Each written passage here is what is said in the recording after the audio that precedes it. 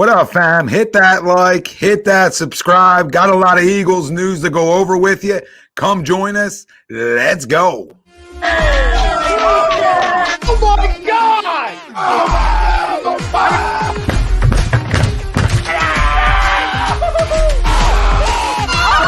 I'm embarrassed! He's flying! Welcome in. It's almost time.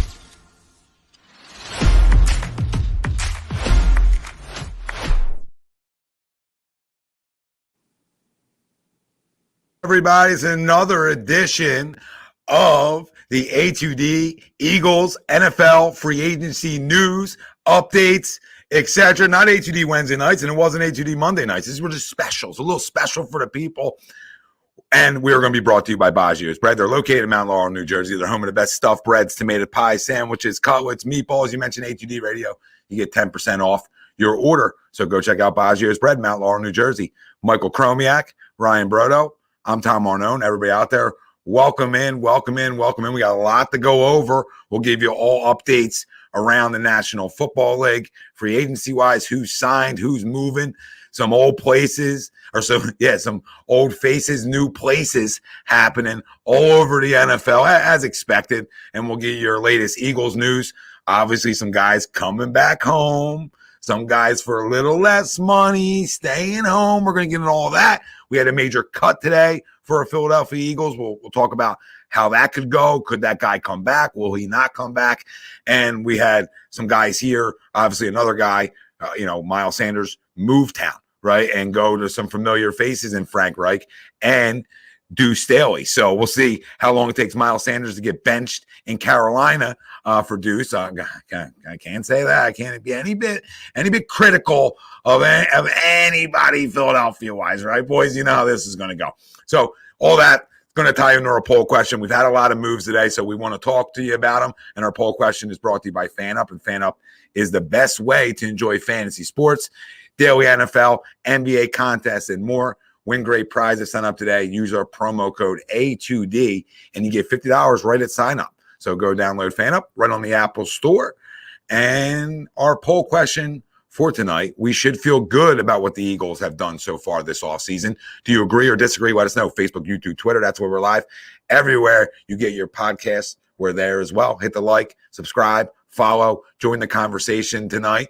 Absolutely, we should feel good, right? I mean, 48 hours ago, we didn't sign anybody yet, right? And then we've made some little moves. Like, I'm not going to crown Rashad Penny, but just going to go over some of the moves we've made. Rashad Penny, okay? We cut Darius as of right now, and that will save you about $17 million come June 1st. So that's a lot of money opened up. You're hearing, I guess, the A.J. Brown, moving money with him and sign Reddick or guaranteed money or whatever, all that. The NFL is weird and tricky with all that stuff, but at the end of the day, that could open up, another $25 million? So you're talking about right there, we're upwards of $40 million opened up by the great Howie Roseman again. But again, these are different, right? These aren't like restructures per se, and we're not moving too much money around when you're cutting off $17 million, right? So when you're cutting off $17 million, it's different than restructuring that type of deal and pushing more money back, which then will put us in the same position 2 years from now, again, which we all talked about on Monday, we did not want to be in. So, with that, Fletcher Cox coming back home, James Bradberry coming back home. Right, we already knew about BG coming back. The moves they brought back here, and with me, Boston Scott back here. Right, just a low level move, but another guy back here, familiarity. Right, so with all those moves coming back, and my expectation based on the money getting moved and shaked is that a guy like CJ will get a deal done here. We're going to get a deal done. Right? There's no sources there. I just feel like we are going to get a deal done with him. But we're taking him out of the equation and what we've done and the way we've opened up money, all right, and then the way we've had some guys come back here on less money in BG and Fletcher Cox, two guys that were talked about to be getting offers of 2-year deals sort of around the money they wanted. Even if it was $10 million a year, the same as here per se, right? Hypothetically, like on terms of Fletcher, even if you got 2 years, 20, somewhere else, which would be more money, these guys chose to stay here on 1-year deals, right? Making not a ton of money for their position. Fletcher, I don't think ever should have commanded $13-14 million. I think 10 million and maybe even less is where he's at now as a player, but it's a huge move for us. We needed it back. It gives us a veteran presence, and it doesn't make us feel like we have to sign 1 million people and draft 1 million defensive tackles, right, et cetera. It just gives a little bit more flexibility. And if we do, it allows us to ease those types of guys in. So I'm excited for what they've done. They've done more than I thought they were going to be able to do. And I think a lot of people thought they'd be able to do just based on money and not knowing. So as of right now, Howie to me is right around that A mark.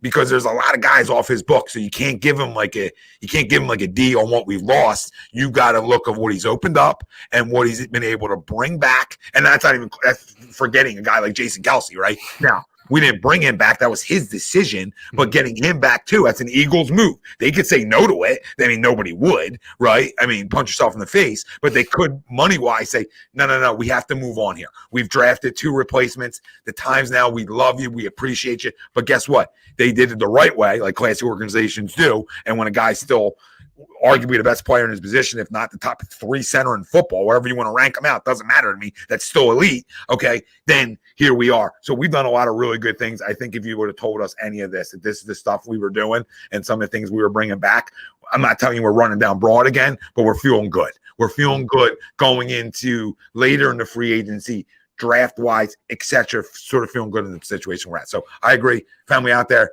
boys, let us know. I completely agree for numerous different reasons, right? Like, first off, I might be done trying to predict what Howie Roseman's going to do, right? Because just speaking for me, there's been about 5 or 6 times just in the last 24 hours that I've either been surprised, stunned, or shocked, or all 3 combined with what we've done, what other teams have done, anything that's going on with the Eagles or around the Eagles, whether it's bring back Fletcher Cox. And again, some people consider that an overpay. I'm not even talking about you, Tom, where you're like, that might be a little bit more than really he's worth at this point. But like, people were on Twitter, on our comment sections, panicking about, oh my God, that's an overpay. Well, actually, it's not an overpay when you look at what he turned down to come back here, mainly what the Jets were willing to give him. I thought he was as good as gone, right? Like, I wasn't even thinking about Fletcher Cox anymore. You bring him back as continuity to kind of pair along with Jordan Davis, Milton Williams, and whatever. I mean, you could still get maybe something cheap or sneaky in as far as that interior line, for the rest of the offseason in the draft or whatever. Then you bring back Bradberry. I thought he was almost a lock to go because of the whole Slay, CJ Gardner-Johnson thing. You cut Slay when I thought they were going to trade Slay, but I understand why they cut him for now, even though we could be talking in 15 minutes and he's actually back on the team, just based on how things are going around Twitter and around the news cycles. I'm so impressed, right? And that might sound foolish to some people because it's like, oh, well, Ryan, they didn't bring back Gardner-Johnson. Yeah, but guess what? They still have a chance to, right? They still have a really good chance to.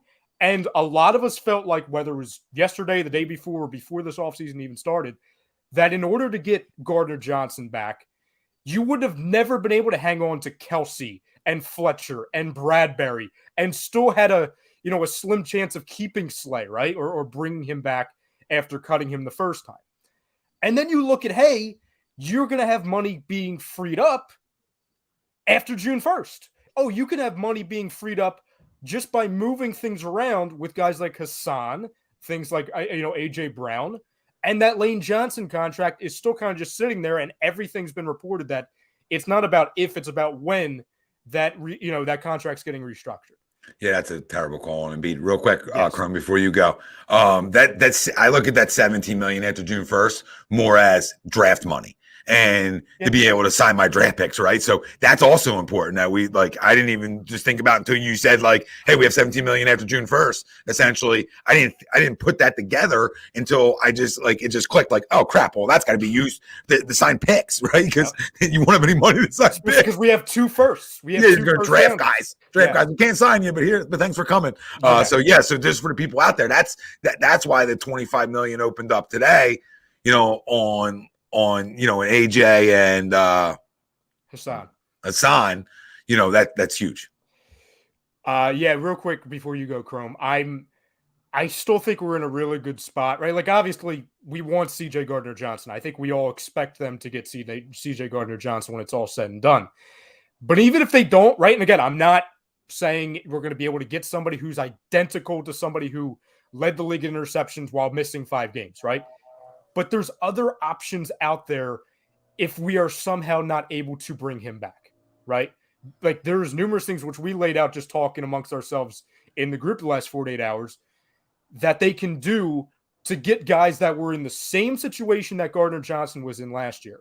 So all I would say to, all the Eagles fans, because I hear you, Gardner-Johnson's really important to this. If they are somehow not able to get him, I think we all should trust in Howie to at least have a plan B, because all he's been doing has been leveling out. Oh, I have a plan here. I have a plan here. I have a plan here. And a lot of it's been completely unexpected. Yeah, no, I agree to the poll as well. I think when you look at the moves, and we talked about it on Monday, we were anticipating some opportunities to open up some cap space here, and obviously that ball started to roll. And again, you look at what Kelsey got a little bit of a raise, and I look at what Fletcher took less, and compared to what he was making last year, it almost kind of balances out to be able to bring those guys back. And I think that's extremely valuable to have that veteran leadership, particularly when you lose a Javon Hargrave. You didn't want to lose both your interior defenders on the line, your starting interior defenders. So even though Fletcher is on the downside, there's a leadership there. There's still an ability there. And again, we saw how we go out mid-season and fill roles, where he went out and got Joseph, and he went out and grabbed Sue and was able to fill in that interior line. I have no doubt whatsoever in confidence of that. Bradberry was a bit of a surprise, but again, I liked the deal. I felt like the money was right in the wheelhouse, that it wasn't something we going, oh my God, it's egregious. Why would you do that? I thought his production justified what the salary is going to be. He's younger than Slay is by 3 years, and I think that's a big factor in that as well. You don't want to lose everybody in the backfield. You know what I mean? You were looking at Avante, and that was it for a while. So we bring back Bradberry, who can be a guy who can make some plays back there. And hopefully we can bring back, CJ GJ. I think the Rashad Penny signing could be a very under the radar signing. The only issue with him is health. I think, though, being in this offense, he's not going to be relied on to have to do as much as he was there. So I don't think he's going to be exposed or have to be on the field as much. And guess what? The dude, when he's healthy, averages almost 6 yards a carry and is a touchdown machine. Explosive, Chrome. Yeah, absolutely. So if we could keep him healthy, we have other very capable backs here. Bring back Boston Scott. Now we have Kenny Gainwell as well. There's a diversity back there that they're going to be able to interchange these guys. And maybe Rashad doesn't have to start a certain game, or Kenny doesn't. It depends on who you have and what your matchup is. I think that there's a high potential this guy stays healthy. And guess what? If he can stay healthy through the year for I think it was $2 million with maybe some incentives or something packed in there, that could be an absolute steal, because he is a bona fide number 1 running back when he's healthy. And he's only 5 years into the league. So we'll see how that works out. And the thing is, you see Miles go, and listen, I mean, some of us are bigger fans than others of Miles. I'm on the second part of that, by the way. But you know what? My description of his tenure here was not quite explosive as we expected it to be, but there were moments there. He had a great year last year, and a year that we needed him to have it, and I'm grateful for that, and I wish him luck going forward. But he's making more money than our entire running back core at this point on a team that doesn't have to pay a running back. I've seen people say, can we go out and get Derrick Henry? We don't need Derrick Henry on this football team. It's not an offense built for a guy to have a number 1 back like that. So very happy with what we're seeing. I think I'm with Tom. It's a gut feeling, but my gut's telling me the fact that he hasn't been signed yet with so many teams that can use help at the safety position, I just have a feeling that CJ's kind of sitting back and giving Howie a chance to open up the money, to have to be able to put him on the books. I just have a feeling CJ's going to be back. And if he is, I'll go out and draft somebody for the other cornerback position. Or there will be other guys as training camp and everything goes available. There will be veterans out there who are going to be looking for jobs as holes fill. And you're going to be able to get on the cheaper end, high risk, high reward. We've gone to Super Bowls with guys like that. Literally, Patrick Robinson is a guy right off the top of my head. We've been able to go out there and find guys who can play a role here. So I'm very confident in Howie. And all it takes is a little patience. And in a city that there's no patience, it's no wonder why everybody freaks out at first. Yeah. But now we're kind of sitting back and saying, okay, now we remember how this team works and who the guy is at the helm, pulling the strings and moving the money around, and we're good. You know, day one, we were down we had, I think, 8 guys free. Take Robert Quinn out of that, 7 guys. You know, we lost TJ Edwards. That's a guy I would have liked to have come back. But we lost TJ. We lost Epps. Another guy would have liked to have come back, but I think he got a little more than I would have gave him. And you just kind of look at, you know, Kaiser White's out there. And, you know, he lost Javon. Other than that, you know, you bring Bradberry back. I think they're doing pretty good. And they're identifying the guys they think, outside of Hargrave, who was totally priced out. They are identifying the guys that, okay, if we got to fill holes, these are the guys we need to have back on this team first. The real quick, Crum, to your point with, you know, when you look back at that 2017-18 team with the cornerbacks, your cornerback 1 per se, Darby, is somebody that you traded for in August, right? And he came in and he was a difference maker. So that's the thing. Like, you look at the moves, right? And I get it. Listen, this is why this time of year is so crazy and it's so fun and so stressful and all the things. Because you go on Monday, right? And we were live. So, like, you know, our reactions, you know, a little bit of it was on tape, obviously. And this is before free agency even opened, right? It's a legal tampering period. It's before things are even supposed to, like, officially get out there, but it is what it is. Now it's 2023. And we have 60 to 75% of the fan base being like, oh, my God, we don't have a defense. Oh, my God, they're not making the playoffs. People, like media people out here, like, oh, guaranteed they're not making the playoffs. And then you wait 24 hours. It's like, oh, wait, you actually have a good amount of people back, and you are also going to get younger, and you're still going to have draft picks. And you're getting guys at cheaper rates also. And you still have the opportunity to get people. Yeah, I don't know who in their right mind is going to talk about playoffs in March. Those people probably shouldn't talk sports to begin with. So their opinions mean nothing to me. It's a long off season. It's a quick off season, but it's a long off season in a way, right? You know, things happen fast, but you know, me personally, like about the defense, like, yeah, I thought they had to get young, right? And it doesn't mean they're not going to in certain key positions. And it's an offensive league, right? So you sort of had to realize, like, I'm not going to overpay for Javon Hargrave. Like, let's be clear about Javon Hargrave's tenure here. It's not like Javon Hargrave was an all-pro since we signed him. Like, this was his best year as an Eagle, obviously, and a lot of guys' best year as an Eagle, and I think they all helped each other in a way. Doesn't mean he's not worth that money. It just means if you look at the year before, it was like up and down, right? There was weeks where we didn't even know he was playing, and we used to do shows talking about, like, is Javon out there? You know, we're paying him decent money. And in year one, he went through, like, you know, he was like a hitter that would get hot, right? You know, that his sacks would come in bunches, right? And we saw that from Javon Hargrave. So I don't think a guy like Javon Hargrave, I'm almost like okay with. Like, a lot of guys had career years, you know, when on their last year of their deal. And that hurts you as an organization, but sometimes can help you, right? You know, TJ Edwards, best year comes when, you know, contract year. You know, Hargrave, best year comes contract year. Miles, best year comes contract year. You know, a guy like Bradberry already got his bag. We talked about that on Monday. So when a guy like that already got his bag, his market's not going to be as big because he sort of failed when he got it in a way, right? Like, air quote, like, sort of failed in New York a little bit when he was the number one guy and got his money. So teams are a little bit more reluctant to give that deal. So that sort of helps us out for a situation for a guy like James. And the last thing on people's faces was a holding penalty. Not that that's the end all be all, but as you can tell, you know, people try to the pluck from the team that was just there. So, I mean, you know, I didn't know where we were going to, nobody knew where we were going to be. So I just think I think that's funny. Like, where people are like, oh, we're not making the playoffs. Like, what? How do you even know that? like you don't even know that in September, but at least you have a better understanding. Amazing. Amazing. Like, to everybody, and I'll ask both of you guys and I'll ask the chat, right? Because again, we've seen a lot of people, and I've seen some people in the chat being like, oh, we should have given this guy this amount of money, or, oh, we should have done this deal. It's like, okay, ask yourself. Again, taking away all of the, you know, the fandom and all the nostalgia from this year or years past. Let me just pull it up. Okay. Javon Hargrave, 4 years, $84 million.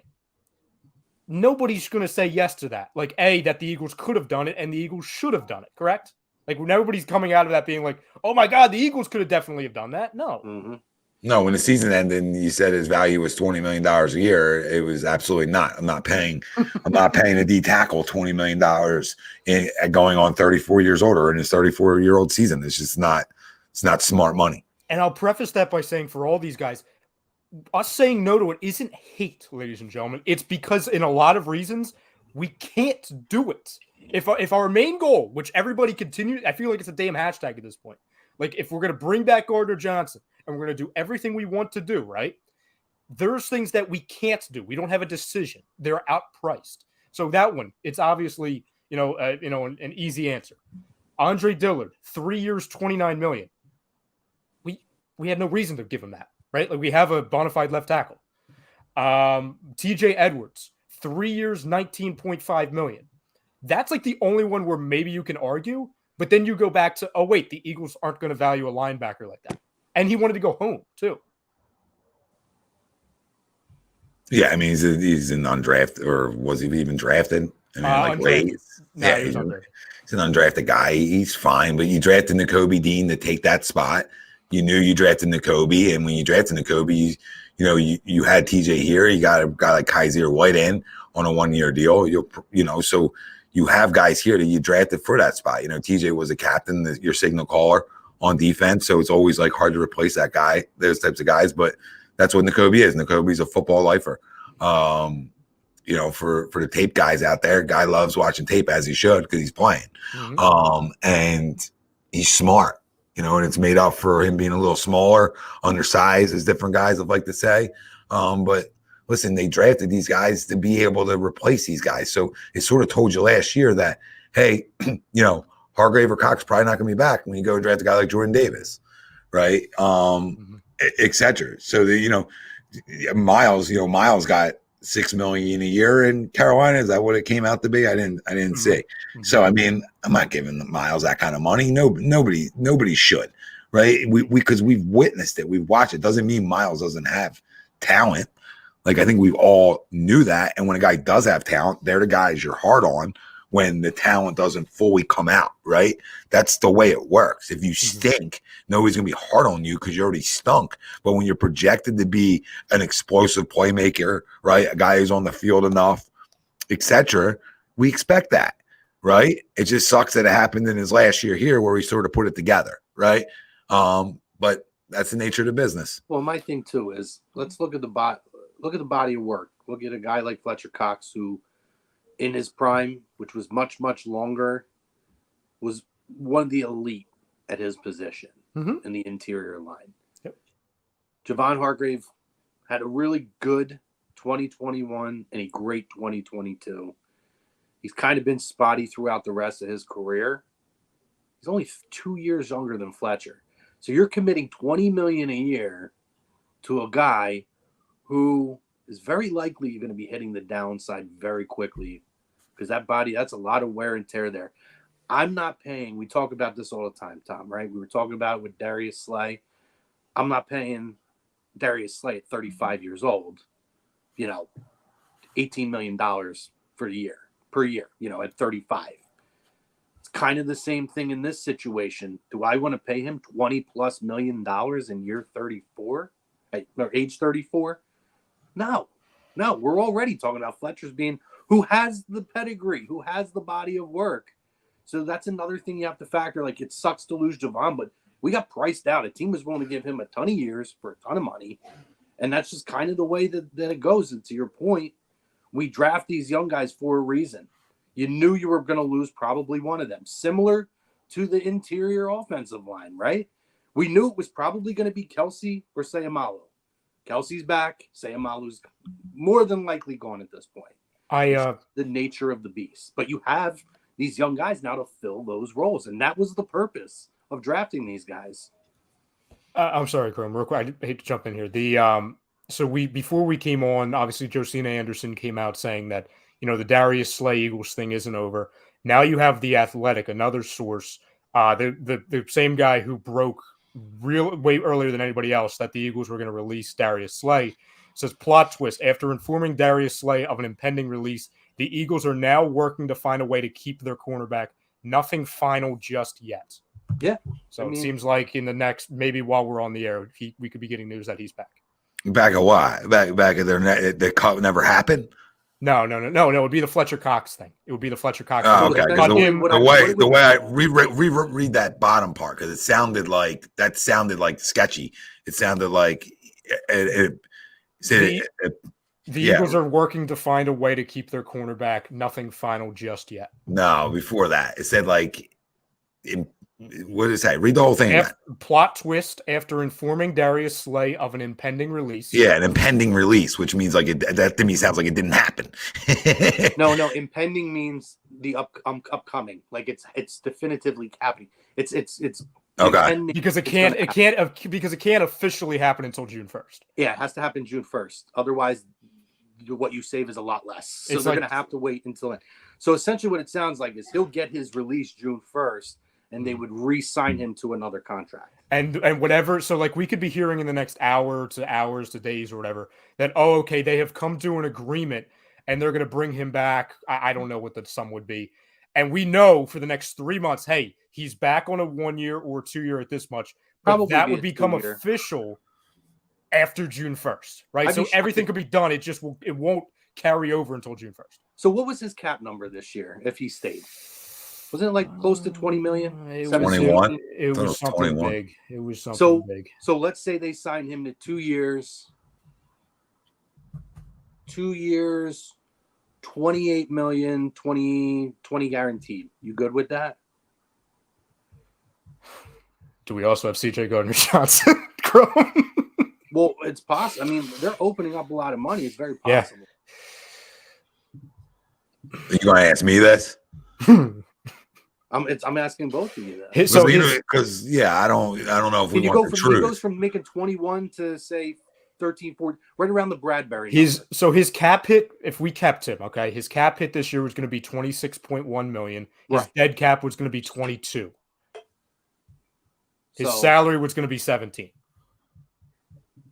I think there's a chance if they bring him back, which it seems like they're going to, I think it's going to be from anywhere from 12 to 15. What if they bring him around the Bradberry number? 13, I think that was, right? I think it was 12 and a half. Let me check. All right. Between 12 and 13. 12.6. 12.6 for Bradberry. Why are we so scared to let this guy just walk? Well, because now the great Drew Rosenhaus can't get a deal for his client that isn't as good as he was. Is that what? Because that's what's going on here. It's Drew Rosenhaus getting involved, right? I'll factor that into this side of the equation too. That it's not all just a guy who doesn't want to win. It's also who you're around and your surroundings, and you're represented by Drew Rosenhaus, who's always looking to score for his clients, obviously, which is why he made such a great name for himself and a ton of money. But at the end of the day, are we going to keep doing this? Are we going to keep doing this? I'm ready to move on from it. It's nothing against Darius as much as it is we have to get younger there. We can't keep doing this. We're talking about a guy who's going to be – so we're going to be paying this guy being 34 years old. So you know what I mean? And maybe you can say, oh, well, we're not. But we are, because if we're giving him $20 million guaranteed, hypothetically, right, then you are paying him for 2 years. That's not just a 1 year deal paying the guy, $20 million guaranteed. I mean, that's $10 million a year, which is okay. But then are we ever going to move on from it? Are we ever going to draft one? Sometimes your back needs to be against the wall a little bit here. And I don't like the way any of this has happened. I don't like the way the reports came out early. I don't like guys running around trying to tell you that every report, because it's not from Darius's mouth, is a lie. Well, okay. I mean, this is what Twitter's become. But it's weird to me because he didn't want to restructure. Okay, wanted to see what his market value would be, right, and that's fine. But then the market's not as big as expected. So it's they still have interest in me. So this is the easy one. I don't know. It's just a weird. The whole Darius thing to me is from day one. I didn't like what he did this year, and then it really rubbed me the wrong way. I did not like that, and I'm stuck on it. And I'm sorry if that bothers people, but I'm stuck on when my team captains want to go publicly and say, "Well, that's not my fault. That's not my fault." I don't like that. I don't like that, especially on the defense side of the ball. Okay, I really don't like it. Wide receivers, you almost can be like, okay, that's what they do, right? You know what I mean? If AJ says something a little like a little, I didn't really like that. You're like, okay, it's wide receiver. You know what I mean? Whatever. Darius to me I didn't like that. I didn't like the way it sounded for a young guy like Josiah Scott. I just didn't like it. If it's his fault, whoever's fault it is, right? Makes sense. That can be handled in a meeting room. It doesn't need to be handled and out in the open. That's where my issue started to wear out, because you weren't playing good football at the time. And what happens is when you're not playing good football and you know you're not playing good football, what do guys start to do?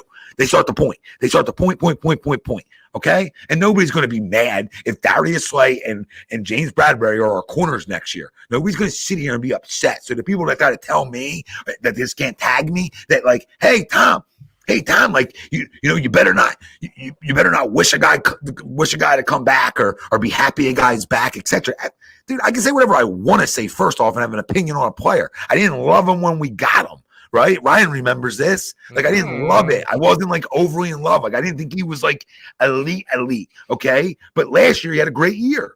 Right? So I got to eat crow. I got to tell you how good of a year he had last year. I'm not going to run from that. But this past year was not what good corners do. Guys, come on. Those numbers are scary when a guy's older, too. Father Time is undefeated. So it scares me. His comments I didn't like, okay? It looks like he's gotten a little slower to me just by the eyes, and I just want to get younger there, right? What's wrong with that? What is wrong with that?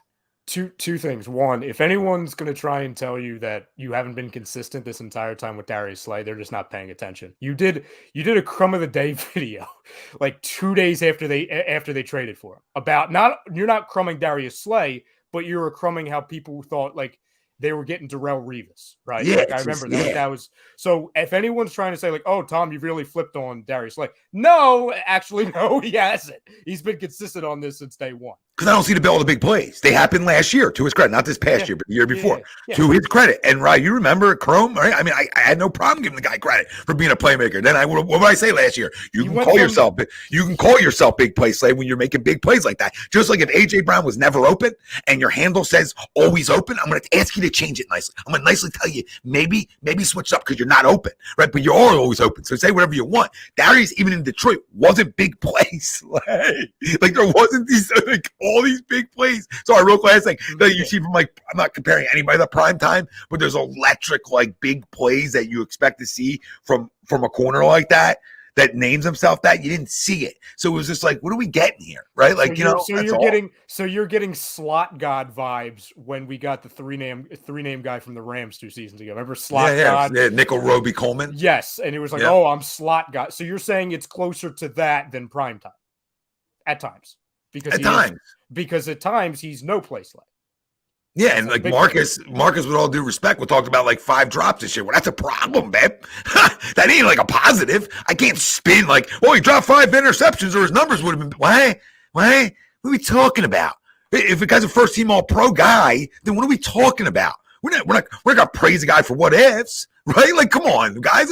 This is an amateur sports where I can go back to the drawing board and say, hey, little Jimmy, if you would have caught those 5, we can really work on it this offseason. Your numbers would. Come on, man. This is pro sports. That's one of the captains of your defense. That's actually a problem that you dropped 5 interceptions. I'll play not that I'm playing the other side because I agree with pretty much everything you just said, but the reason, and I said I've been saying this, I said it in the group earlier.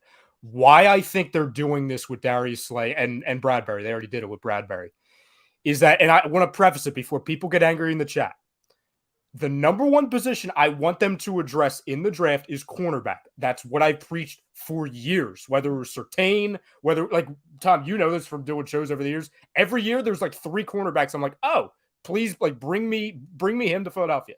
There's not a position that exists in football that I would rather have them target in the first round or maybe even other rounds just to play that. Oh, we have 2 cornerbacks in the draft. That's fine.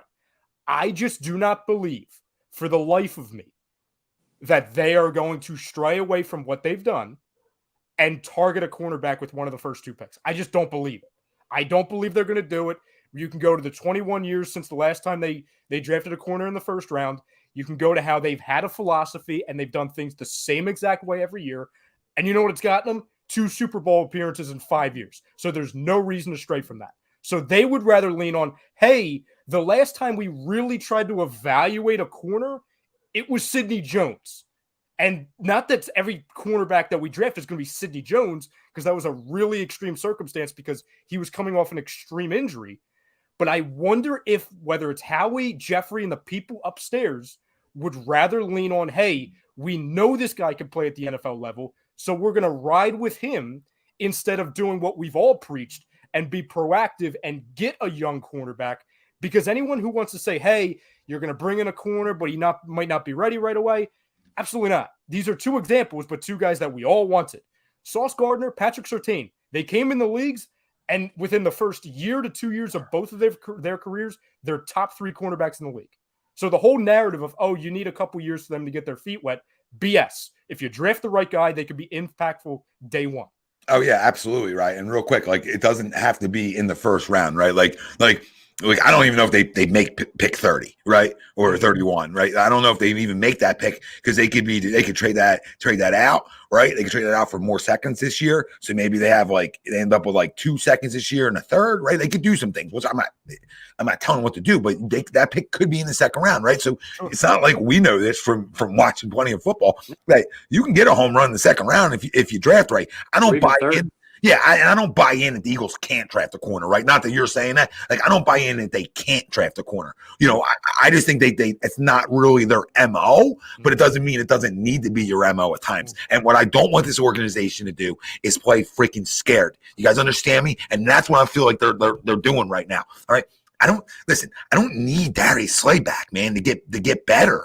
Like, and Marquise, I know he's not talking about you. He's talking, he's not talking about you. I think he's talking about Ryan. He's in general. He's talking about Swoop, but that's the facts of the matter. It takes 2 to tango, but what pressure helps everybody, man. And the amount of money we put up front, like I don't need to have. I need to get younger. It's that simple. I just need to get younger. It's okay to get younger. This isn't me taking all these shots. The reason I'm taking them today is because I want to. Because I don't really go and die on a hill too often, right? I don't go out there and just fire away at a certain player all day long, right? I don't do that often. You guys probably follow me enough, right? Do I go out and just talk about one player over and over and over again unless I really have some kind of beef going on? And it's not a personal beef. It's not like I think he's a bad human being. You understand? And you especially don't do that after going to a Super Bowl. Like, that'd be really weird energy. You know what I'm saying? If you were like purposely targeting. I love my Eagles. I don't like that guy for some reason. I like a guy talking. I have no problem with a guy talking. There's something that has rubbed me the wrong way because I watch him. And I'm sorry, this stuff bothers me. When I got a corner, you better want to tackle. You understand me? And if you don't want to tackle and you want to be a Marcus Peters, fine. Then you better be a goddamn ball hawk. And you can get away with not tackling. Right, guys? I found him at times just wanting no parts of it, right? And it bothers me too. Like, you're the captain of our defense, right? So I'm going to bring a young guy in to watch how you go about your business. I'm not fond to watch that go about their business. I'd rather watch that young guy watch Bradberry. And I don't think Bradberry nearly has the tools you have. That's the problem too. When I think a guy has that kind of ability, but has never really let it all come out for whatever issues, I'm going to then have a problem with him too a little bit. Like I said, I'll give guys roses when they deserve roses. And he deserves his bouquet last year. And I gave it to him. Rightfully so. But the numbers speak for it and your eyes speak for it. What have you watched over the last 8 weeks with him? And he's gotten worse. And that is concerning. As a goddamn Eagles fan, I'm allowed to say that. That guy's not even in the conversation of a guy like a Jalen Ramsey. Okay? And even Stephon Gilmore, who's older, is probably way more productive last year in the times he was playing. Okay? On a bad football team. All right. So for all the people who want to take shots at the Cowboys, they got a top 10 corner in terms of the numbers, in terms of the rankings from last year. Stephon Gilmore is a winner too. Okay. And he can still play at 32. That's the difference. You still see it at times. He was playing hurt all last year too. Right. He was playing banged up and he still looked good. I remember against us, he was locking guys down against us. And everybody's like, oh, AJ and Devontae are going to chew you guys up. Like, dude, be respectful a little bit the common football sense. They got 2 really good corners over there now. Like, that's good. That's good. Like, I hate the Cowboys too, but I can be honest that they got better. Like, just like we got better from where we were 48 hours ago, right? Like, it's okay to say teams got better. Like, I'm not a big Mr. Chicago Bear guy, but they got better.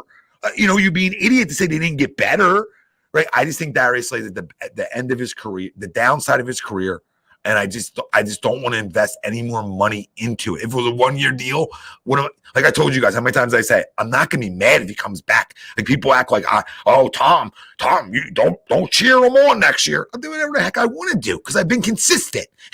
Like Ryan said, I've been consistent. I wanted to cheer on my team and think a guy isn't good anymore. If it's 2 years, 20, are you flipping out?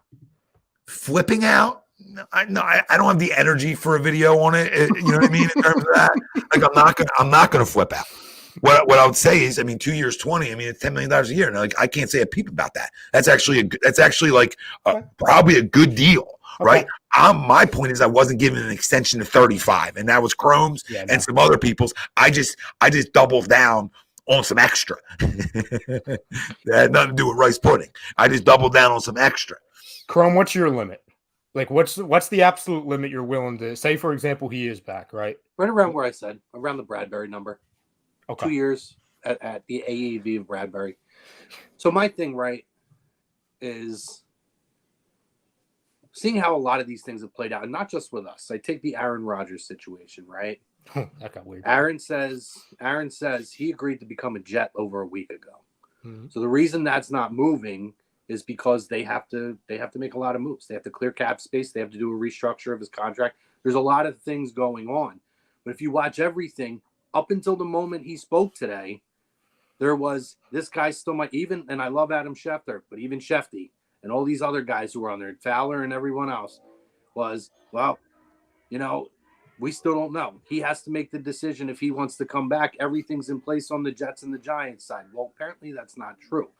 So when I look at just saying for the Slay situation, right? I think we assumed it was restructure or bust or trade. So now I'm kind of curious if maybe their conversation was, we're going to release you, so see if you can find a better deal out there. If not, we'd like to keep the door open to bring you back. Mm-hmm. Because the reality is releasing him does make more cap space than if they were to trade him or restructure him. Thank you. So I'm wondering, when we're speculating that, he wants, he's not willing to restructure and this and that. I don't know that that's the fact, because it's very possible that the team, because they said the team approached him about a trade, may have gone to him and been content with trading a 32-year-old if he really wanted it, but basically gave him the option. If you can find a taker to keep your salary, go for it. Otherwise, we would love to have you back, but this is how we're going to go about it. Because it just seems too convenient that the way this is now playing out, and literally almost instantaneously, these reports are, it looks like he's coming back, or they're working very hard to bring him back. So again, that's why I try not to take everything, and we were talking about this the other day. I don't take it all at face value, because I look at that situation, and then I look at how the Aaron Rodgers thing is played out, and all these reports are exactly what we say, Tom, all the time, right? It's reports. There's nobody knows, so nobody's in the room, and nobody knows. So, like, I'm not willing to crucify the guy. I know what you're saying. You're upset from things said from last year. I understand that totally. As far as this year, I'm not willing to crucify the guy for not, because he restructured his first 2 years here. He saved $11.9 million last year, $9 million the year before, and he didn't have much of a tenure here at that point. So he's done things to help the team. So I'm almost curious if this was the route they were going to go with him all along, and he just couldn't find a That's totally fair. Take the salary. Right, totally fair. Just to be clear. Yeah. And that's not wrong, right? Like I won't say that's wrong at all, right? Because I'm not sitting there. But all I said is I use that information. I use that information to double down. That's all. I just was using that information to double down. I got no problem telling people that once in a great while, maybe like once every decade, once every half a decade, that I will have an agenda. I told you it was no agenda radio, but once every 5 years, probably, and only fair, that I'll probably have a little bit of an agenda. And he's my agenda guy, because I don't like guys, and I sure as hell don't like team captains. I'll continue to say, throwing their teammates under the bus publicly. I got no time for it. No freaking, especially younger teammates. You want to call out another all-pro? Makes sense? You want to call somebody out at the level that you're at? Right? You want to call out Bradberry hypothetically across away from me and say, hey, he didn't get that way, something like that. That's a different conversation. But you're calling out a young guy who's thrown in a spot. Like, come on, man. That I just wasn't cool with that. because you weren't playing at a high level, so you had to point fingers. And then that just tells me, well, what happens when things are really going bad, right? Because we weren't having a bad year. Like, that was just a bad game against Dallas. So what happens if we're like, 5-7? If we're 5-7, how are you going to act? No, are you going to be a winner? That's my question I've always had of him. Are you a winner, or have you just gone with a bunch of winners here? Right, because we got a lot of guys who have won here that when you came in here per se, right? Correct me if I'm wrong. Again, I know the situation would be different. His first year here was the Carson disaster year, correct? Like it was. Yes. And I try and remove every part of that season from my brain, so I could be forgetting. I don't remember anything about like Darius Slay being an issue or saying the wrong things, and that might have been the year where maybe I would have wanted him to say something. Or the year you don't. Or the year you don't. Right? You're new somewhere. You don't, what I mean? You're fresh in somewhere, right? It's all different for you. A team just traded for you. You're probably not going to come in and ruffle feathers. Not saying he's a ruffle feather cat. You know what I mean? I'm not even saying that. It seems like his teammates like him, so it's not like that. Like, again, I don't think he's a bad dude, right? There's a difference. I'm talking about football, and I'm talking about things I don't like as a coach, right?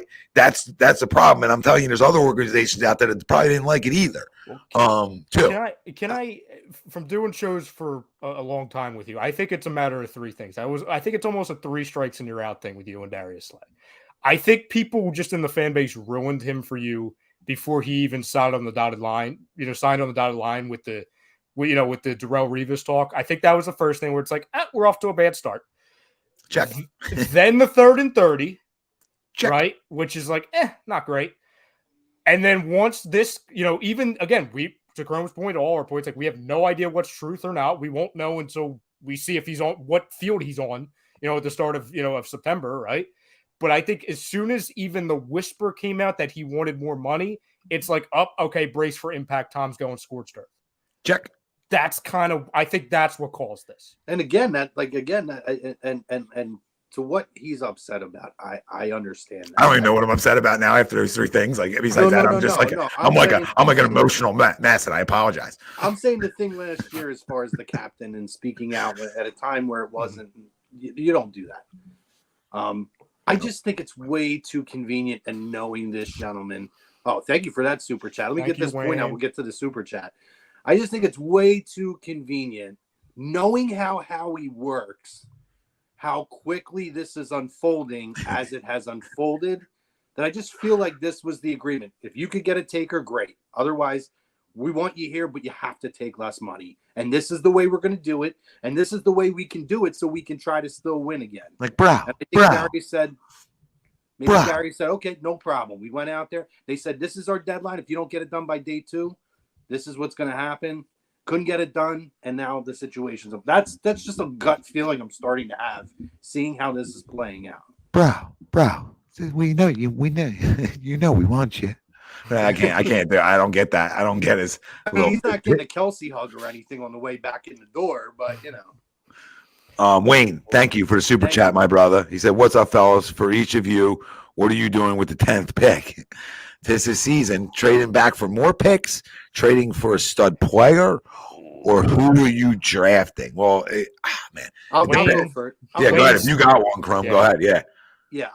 So I want to stay in the first round and have 2 picks here, but I wouldn't mind moving down. If you move down to anything 15 or below, the thing is they have 2 firsts, a second, third, and then they don't have a pick till the 7th. Correct. So if they can find a way to turn that into, that's right. They do have a third. I don't know why I thought earlier that they had like a. They have 4 top 100 picks, and then they don't pick till the 7th. If they could figure out a way to turn that 10 pick, move down 5 to 8 slots, and then be able to keep 30, pick at 18 or 16 or whatever, and 30, and then find a way to get maybe another 3rd round pick or even a 4th round pick or something of that nature, I'm good. I got to do that because I do think whether it's CJ, GJ, and or Darius Slay that comes back or whatever the situation, there are holes that are going to need to be filled through the draft at this point. So I think them first having 2 picks in the first round this year is very, very important for this football team. Wayne, I love these questions. It's like just step into my office. I love and he said trade like 3 times too. Like he said the word trade like 5 times in this conversation, which I love. If I was Howie Roseman, I would trade back from 10 and I would trade back from 30 if I were him. Because I still think because of how stacked the cornerbacks are, I guess unless somebody's there that you just can't help but take at 10, right? Or even at 30. I think you can trade back a couple picks and still take Porter. Like I really like Porter. If Gonzalez is somehow still around, at 10, or you could trade back a couple to get him, great. And then I'm trading out of the first round because we always see it every year. The last pick and the second to last pick in the first round are so highly touted because it kind of like gives chances of teams to breathe, or it's also like, oh my God, he's still there. Let's pounce on him real quick and then end the night on a positive note. You can trade out of there and acquire future assets. And like we talked about, an additional third, a fourth, a fifth, et cetera, which then you can use. But I'm going cornerback all the way. And if I'm talking position for the second pick, wherever that is, I'm going either D end or D line. Who was the that you said you wanted to see them take in the first round though? What was your name? Porter, I think, is the most realistic, but if it's Joey not him, Porter Jr., yeah, I'm all for that one as well. And if it's not him, it's Gonzalez. Not that I don't like Witherspoon, it's just the other two guys are a little bit bigger. I'd be shocked if they go corner that high though. I think it's going to be a line. I think it's going to be an offensive lineman. But what I would do, I would go corner and just call it a day and go to sleep. Someone like Gardner Wright might be available around there if they trade back a few spots. By the way, Tom, real quick, John Clark is reporting that it is now likely that Darius Slay will remain a Philadelphia Eagle. See what I do for the people. What? See what I do for everybody. Into existence, my brother. You know what I mean? See what I do for everybody. I just freaking put myself out there. I dodge grenades all day, just so we can get a guy back. Is what I do. Listen, if he does come back, I'm gonna be clear because this isn't me like eating crow. Like again, I'll tell you guys again. I just there was no way that I was giving him a new deal for more money. You understand? That's the point. If he comes back, for years. Yeah, for more years. Like if he comes back on a 2-year deal, I ain't got nothing to say. What am I gonna say? What do people think I'm gonna say? I still have some character things I don't like, but whatever. It doesn't matter. Let's go. Let me get back to Wayne because I don't want to talk about this. I'm not gonna say loser anymore. He's back. Welcome back. He's an Eagle, Tom. That's what he is. Yeah. I just hope this doesn't come in the way of Gardner-Johnson, or I will lose my mind. You understand? Then I'm going nuclear. That being said, to Wayne, the 10th pick, I wouldn't love the fact of them. Timmy, catch the baseball, please. Also, Edwin Diaz carted off for the celebration just moments ago. Has been carted off, apparent knee injury. So no bueno. No bueno for the New York Mets. That is a gigantic loss. And as more updates come in on the severity of that, we'll obviously tell you. I don't know if I trade 10. I think what I said, I agree with too. Like, if a guy's there that I want and I need, I'm drafting him. If he's not, then I got no problem dropping the 15 or whatever else, right? And trying to acquire more. And then I probably stay at that other pick then if I do that because I'm bringing in some extra stuff that way. Mm-hmm. But just with all the players that lost, etc., you have to start. You almost need like 7 picks in this draft, right? Just to sort of replenish it. Even though you're going to have comp picks coming next year that are going to really help you out, but it's good. But I also don't want to run from talent, right? And if those guys that I really like are there at both picks, I'm taking them and I'll worry about the rest later, right? You know what I mean, guys? Because I don't want to become a nerd.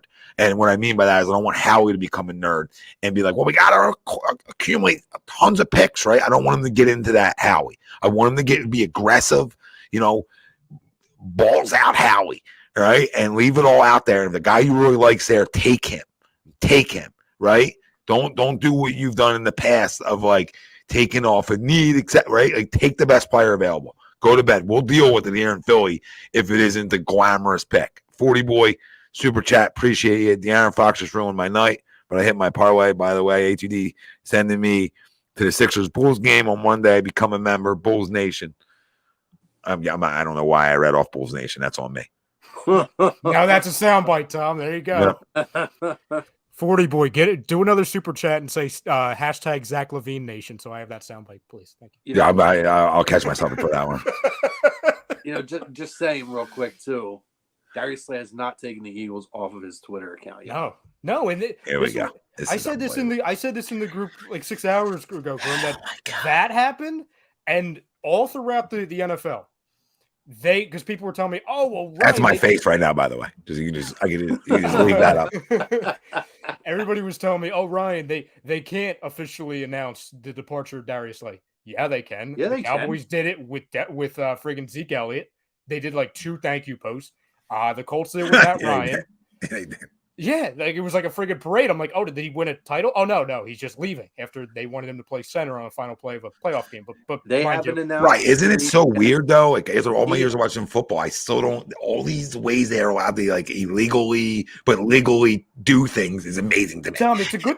But you know what, Tom? It saves me from myself because this is why I don't have NFL trade machine. I only have NBA trade machine. Can you imagine? I don't understand it. Can you imagine though if they couldn't do this and you just had to sit in flux and wait until June 1st when they cut him? Well, Howie might not have a job. This is what Howie does. This is why Howie's the best. They haven't announced it yet. He hasn't taken it off his Twitter account. He said earlier, "Never know, I might be back." Writing is on the wall, baby. Let me look that up. Derek Gunn also said that Slay was the one who wanted a 3-year long-term deal, and everybody was crushing him. So I think it's only fair that he officially reports the return of Darius Slay. I love D Gunn, so I'm not taking shots at D Gunn. I love D Gunn. His tweet was after day-long negotiations. Now it looks like Darius Slay will be staying with the Eagles. The Bird secondary looks a lot better now. That's not a confirmation of a deal. I think it's basically a deal. We just don't know the numbers yet. I think it's basically like, okay, is it for $12 million? Is it for $11 million? Or is it just going to be the same as Bradberry? A lot's going to see now. All right, now Shefty's out doing it too. Shefty just put it out too, baby. What do we got? What do we got? Eagles never officially released cornerback Darius Slay today, and now one source said the Pro Bowl cornerback is expected to stay with the Eagles. It's not final, but that's the way it's looking right now. A new deal could be in the works. I'm telling you right now, what will get me nuclear if it's a new deal for way too much money, and if this deal runs into him being 35 years old, that I would be an idiot, and everybody out there would be an idiot not to be bothered by that. Okay? Bothered by that. This costs you Gardner-Johnson, and this costs you the opportunity to take a guy early in the draft because you're scared or whatever, like Ryan was saying earlier, because you don't do it well, right? Then we should have a little bit of a problem with that, because these are some of the 2018 vibes we didn't want. Make sense? These are what we were talking about on Monday too. Vladdy and Pollard. Why? This is what. What? Go ahead. Finish your thought. Okay. No, it's like, why do these guys want, like, this is what I'll never understand about pro sports, all right? And I'll make it clear on what I posted earlier because people take it out of context. Like, I don't care about these guys and their money. Like, they made more money than I could ever imagine, okay? Do they live on a different tax bracket? People want to tell me, thanks, I didn't know that, okay? They also get tax breaks on that same bracket, jackasses. So maybe understand the bracket. Maybe understand taxes. Maybe understand how all that works before you try to tell me or tell me what net worth means. I know what net worth means. $25 million. I'll never have $25 million net worth unless you all start hitting the damn like and subscribe right now, okay? And even then, still won't have it. And I know this is what a guy does at an elite level, right? I get it. Like, these guys are elite athletes. I understand it. They deserve it. Nobody's telling you they don't deserve what they get. What I'm saying to you is, don't cry broke to me. Not as an athlete, Darius didn't, but fans cry broke for athletes. It's like truly amazing for me. You don't even cry broke for your damn neighbor, but you're going to cry broke for an athlete that's got more money and probably doesn't give a rat's you know what about you. Tom, So like, this chat is trying to make you go nuclear because they're literally just throwing. I'm not believing. I'm not believing any of it now. Like Don just ruined that with the $80 million guaranteed.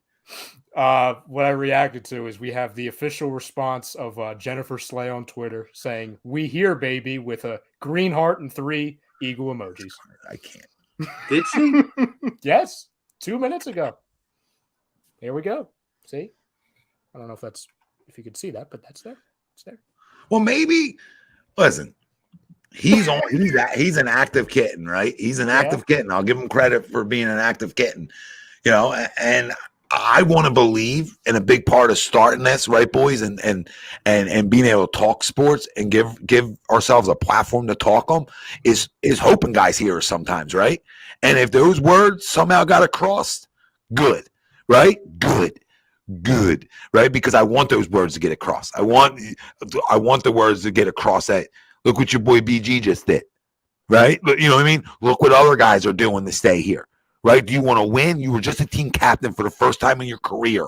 For the first time in your career. You went to a Super Bowl for the first time in your career. Why would you want to leave that?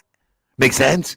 Especially where a guy that likes to talk and likes to probably has a voice in the media world down the road, right? Who likes his own podcast and stuff. Are you going to do better here or in Atlanta? The time's yours. I don't know if anything does well in Atlanta. This is a pretty big move, not for the Eagles, but Chiefs ex offensive tackle Orlando Brown signs a 4-year, $64 million deal with the Bengals. Yeah, maybe Joe Burrow will actually get some protection now. It's a great deal. It's a great deal for the Bengals. It's a great deal. Great deal. So they are now out on Chauncey Gardner-Johnson now as well. I would assume by that deal. Yep. Right, boys. And a great job by the organization, knowing what your issue is, going and addressing your issue, protecting your franchise quarterback. No brainer. Bill, are you reporting this, or are you projecting this, or are you hoping for this? Because that's a lot of information for a projection, Bill. Is Bill like our Woj tonight? Is that happening? Because I don't have an alert. 3 years, $24 million. Oh my God! AJ Brown is now quote tweeting Jennifer Slay, saying banana pudding on the way with 3 crying emojis. So he's here. He's here. It's just a matter of how much he's getting paid. 57 seconds ago, everybody's retweeting her tweet. Ian Rappaport, looks like Darius Slay isn't going anywhere. Yeah. Now I just need a number. I just need a number now. That's all. Because I don't know how to feel or what to do until I see a number. What an emotional roller coaster this last day and a half is. Can I just say, Chrome? Like I live for days like this. Not that like I'm not like I think we all do, but because I have never in my life broken down the most cryptic tweets in the world, like the CJ Gardner-Johnson 4-dot tweet, where it's just dot space. I'm like in my head. I'm like, he took everything Eagles off his Twitter. Well, but he's also. I feel like he's put like his logo on like every other team though. Like I think he's been like either recruiting himself or been recruited. Well, he's got the White Sox up now. The what?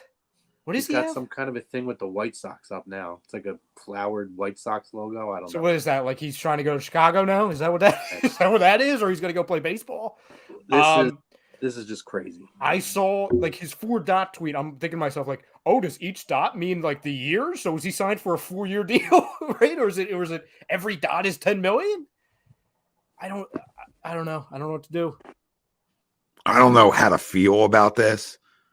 No, Don, I'm just not. I'm remote, babe. All right, Don. I mean, I love you. You know, I'm remote. All right, I don't have the brightness I do in my friendly confines. All right. Tom's gonna have to go on a darkness retreat after. Tom might have to go on a darkness retreat after the Slay re-signing, just to get away. Well, yeah, that too. He's gonna have to go submerge into the darkness. I don't know if I should have put out a post for people to thank me, but ultimate spin zone right there. I don't know what part of the plan. I got to know these numbers. I got to know these numbers before I can have an opinion on it. Tom, can you put a post on Facebook for you on your account? Just be like, all part of the plan. .. Hashtag Darius Slay X Eagle, but like the letter X into existence. All part of the plan. All part of the plan. ... Slay. What, Slay Heart Eagles? I want to put like some kind of green heart in there. Like go full heel. Slay staying. Yeah, Slay staying. Hashtag. Well, there is a hashtag already that says Slay to stay. Oh Jesus! Is it with a 2 instead of TO? No, it's TO. Oh. John Clark put that hashtag out there. Oh, good for Johnny. Oh man. And for everyone saying CJ to the Niners, I'm guessing everyone's saying that because of the report on ML football. Sure, like, yeah, I guess that makes sense. I'm just asking. CJ to where? There was a report like 2 hours ago, like, oh, no, I'm sorry. That was a Darius Slay report. It was a Slay report. Oh, yeah, so I don't know where CJ Gardner-Johnson, the Niners, came from. I have no idea, actually, so I'm going to retract. I have no idea where that's coming from. Because 2 hours ago, Tom, I don't think you saw this. There was like a random report that like Drew Rosenhaus and Darius Slay have contacted the 49ers. But it was like just from like a random, like, I don't know if it was a beat reporter. I don't know if it was a podcast in San Fran. It was one of those things. Oh, okay. Yeah, when they were probably circling around teams, I'm sure. Right.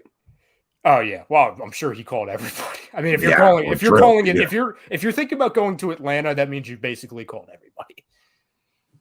Don, I'll pull up Jesse Bates in a second. I think it was $16 million a year for 4 years, I want to say. But I do not want to be fake news to you, Don, so I will check for you. Contract details. 4 years, 64, 16 per, Mr. Don. We're talking about Orlando Brown? No, Jesse Bates. Yeah, Red Sand, absolutely. You know what I mean? Like, listen, I'm a guy that I try to be fair, right? I do. I really do. Even if even if I was critical like I was the last 48 hours. But that's the information that was in front of us, right? And if he does take less money per se, and that looks like he took less money, we'll see what the money is first, right? But if he did take less money, then I will say, okay, like I said a couple minutes ago, I'm glad that you're willing to stay and try to win, right? Then you get another little clean slate going into another year, right? I mean, that's only the fair way to do it. Doesn't mean that you're my favorite person walking around, right? It doesn't mean that, nor do you have to be. That's a great thing about love and sports and following your teams is you don't have to like have a love affair with every player. As long as you can try to be fair about it. And some guys get crushed a little bit more than others, but as long as you can be fair about it, right, and be honest about it, like, hey, if you came back for less money, then what I said about you 48 hours ago looks to be untrue. Then, if you came back for less money, I got no problem saying that. Absolutely no problem. That's the problem. That's the problem. So many people want to be right. It doesn't mean I'm right or wrong about it. That was an opinion anyway on just how I perceived a guy. That's it. That's it. And that's all part of it.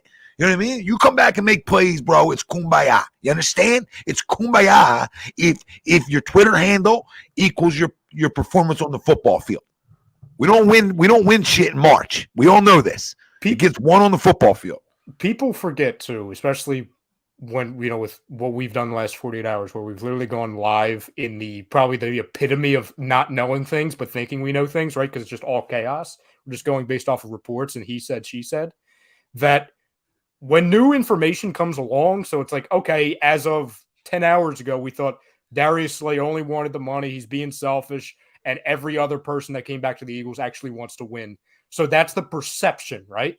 But now once you get new information, again, assuming that he comes back for less and less years, all those things, then it's like, okay, well, the thing that we thought about Darius Slay is untrue. We're not in the know. We're not in Darius's head or in his agent's head to where we know the information. We're basically just going off of the perception that everyone else learns. So if it comes out that, hey, he took less and he's doing the right thing, for the team and all that, they're trying to win a Super Bowl again or at least get back there, I don't think anyone's going to have an issue. It's all about perception. That's all we have, especially when we go live, twice in 48 hours during the epitome of madness that is the NFL free agency period. Yeah, for sure. No, Redsan, I know you weren't calling anybody out. It's just, just making stuff clear. I don't know. A lot of people are asking where they're getting the money from. I don't know. I don't know where, to be honest. Lane's supposed to be doing a restructure, isn't he? Isn't that talked out there? I don't know where that, again, I don't know why that hasn't happened yet. Maybe they talked to Lane, and I think this is happening, not to get into a Jalen Hurts thing, but I think the same thing's happening with him where they've given both of them a range. It's like, okay, it's going to be, say, for example, I'll just use Jalen Hurts since we've talked about it. Like, okay, it's going to be anywhere from 45 per to 48 per. Yeah. And depending on what we do in the next 2 weeks, will depend that. But they've pretty much decided, like, okay, I'm not going to hold out like some other quarterbacks in this league or, fire an agent based off of $2 or $3 million. I think that's probably what has happened here with those two guys in particular. My question to you guys is, did you guys see what Jordan Poyer made? Yeah, not a lot, right? I didn't say. I don't remember. I know it came across, but I don't remember what it was. And he's awesome. So, like, don't get me wrong.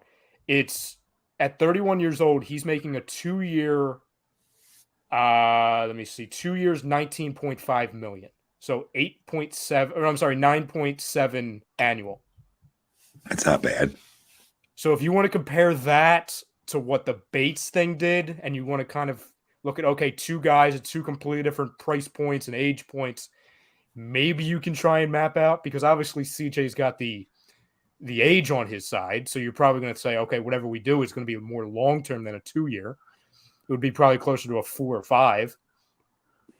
Did you guys see what Jamal Williams made, by the way? It's one of the best signings of free agency in my opinion. Jesus, if I knew he was only going to cost that, I would have bought him in a heartbeat. I didn't think we would have a chance in hell getting him, Cron. I didn't think we would either. I thought for sure he was going to get $6-7 million a year. He got $4 million a year, only 3 at 12, $4 million a year, 8 guaranteed. Oh my God, what a steal! Yeah, I hate the damn Saints, but I like what the Saints are doing. Wow.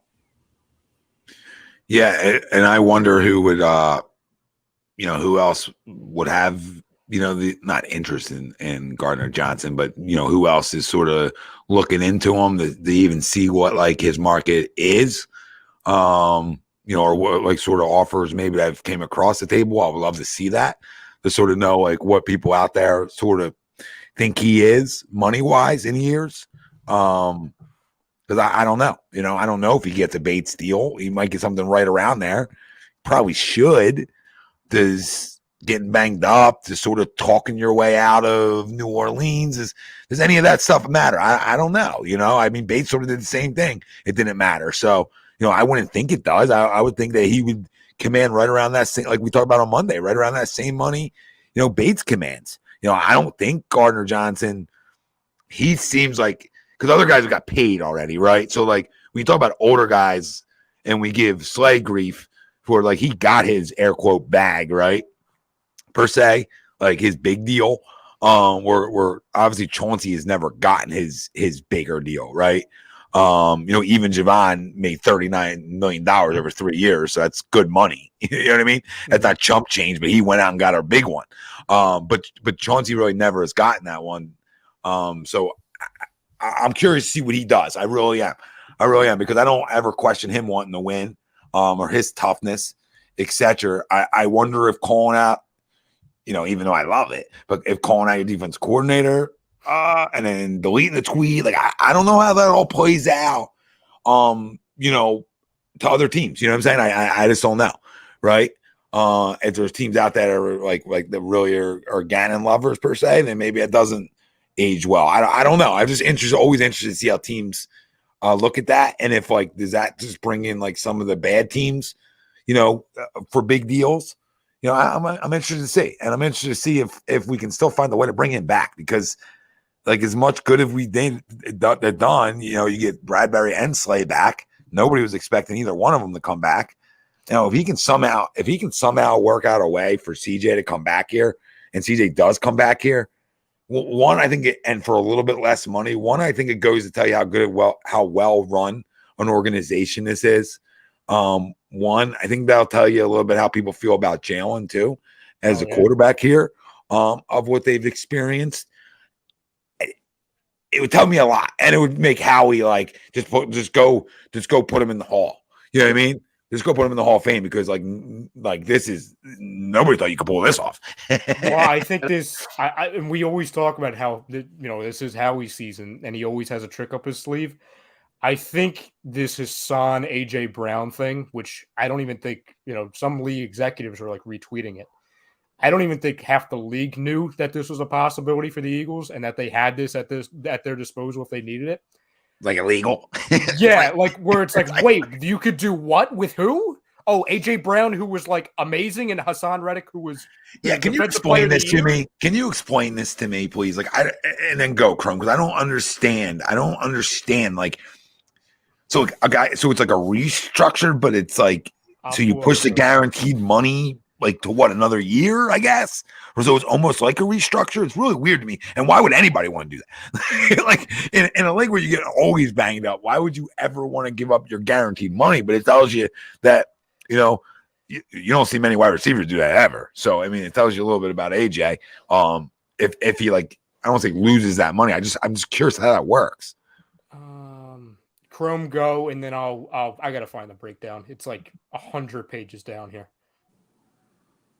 Yeah, no, just to piggyback off of what Tom was saying too, I think one of the things we have to remember here, and I don't know why at this point he's not given the benefit of the doubt still by this fan base. When we're talking about what messages being sent here, the panic button on day one needs to be put away. Because what Howie's proving once again, things may look, I mean, when you talk about a team coming in. Was there a lot of panic though, Chrome? Sorry, like not yeah. Yes. Like you guys seen it from a lot of people? Yes. Oh my God. Yeah. It's been unbearable. I've tried to avoid groups, so I might not have seen as much of the panicking. It's not even just that. It's groups. It's, if you watch a lot of these other shows and stuff with, some of these guys, and I'll put a couple out there where you say like Dan Orlovsky and guys like that said, no, there's no need to hit the panic button. Kind of similar to what you said, Tom, right? Where there's a reason you draft Jordan Davis and Kobe Dean to fill certain roles, right? Got to see what you have. They have a lot of their guys in place. But a lot of people were saying, well, this is the downfall of the Eagles. They got 8. and it's not, and this is on national television. This is in groups. This is on podcasts. The Eagles now have fallen because 8 guys are free agents. And then maybe add in Darius Slay. And by the way, they consider Robert Quinn one of these guys, by the way, which again is laughable. I think we all played the same amount of snaps as he did. They're gonna lose this guy and this guy, and it's like the downfall of the Philadelphia Eagles defense. No conversation about the fact that you still have the same offense, essentially minus Miles Sanders in place. You still have Jason Kelsey coming back, and you have Jordan. I can't get anybody's name right. I've been reading too many Twitter things with all these names thrown around. You still have Jalen Hurts as your quarterback. All these factors in, and everybody panics after day one. While the Eagles turn around and they bring back Bradberry and they bring back Fletcher Cox. They started panicking when TJ Edwards and Omar and Epps started and went and signed someone. I got you saying Omar. I love it. I almost said Omar. I know. I'm all over. No, I love it. Say Omar. Omar was a good actor. He was a great actor. But no, Chrome, you're right. I mean, we said it on Monday. This isn't, I know I said it. I mean, I don't remember everything I say all the time. It gets crazy, but I know I said, like, this is an offensive league, man. Like, we're still set up to score a lot of points. So let's get younger. We have pieces. We didn't expect all this to happen defensively. It just makes it better. But like we knew we could still be a damn good team. So, like, that's why I laugh at people saying, like, no playoffs and all this stuff. I mean, you just run out of things to goddamn talk about. If you want to talk playoffs in March, you want to go over schedules in March, you want to go over strength of schedules in March, it's all a crock of shit to me. It's always been a crock of shit. We're going to find out in September when rosters are finalized. Then we can give our predictions like we do before every year, right? And you forget again, not you, I'm saying in general, people in general, they forget that, and we talked about this on Monday, the majority of the defensive line, your defensive edge rushers, everybody's in place. Yeah, we talked about that Monday too, remember? Yeah, minus the interior, which we knew they were going to bring one of them back, which we figured Fletcher was probably coming back. We're at the point now where Howie has proven we don't need panic button after day one of the legal tampering period passing by. We don't, just because you start seeing some of the big names in the league go doesn't mean anything. Always And this I'll year tell you in, what, year he out. is a real magician if he figures it out. Capel, you have what? We started with what? We were at one point, honestly, in the offseason, we were over the cap by $6 million. Yeah. They got under by $6 million. Now they're opening all this money up.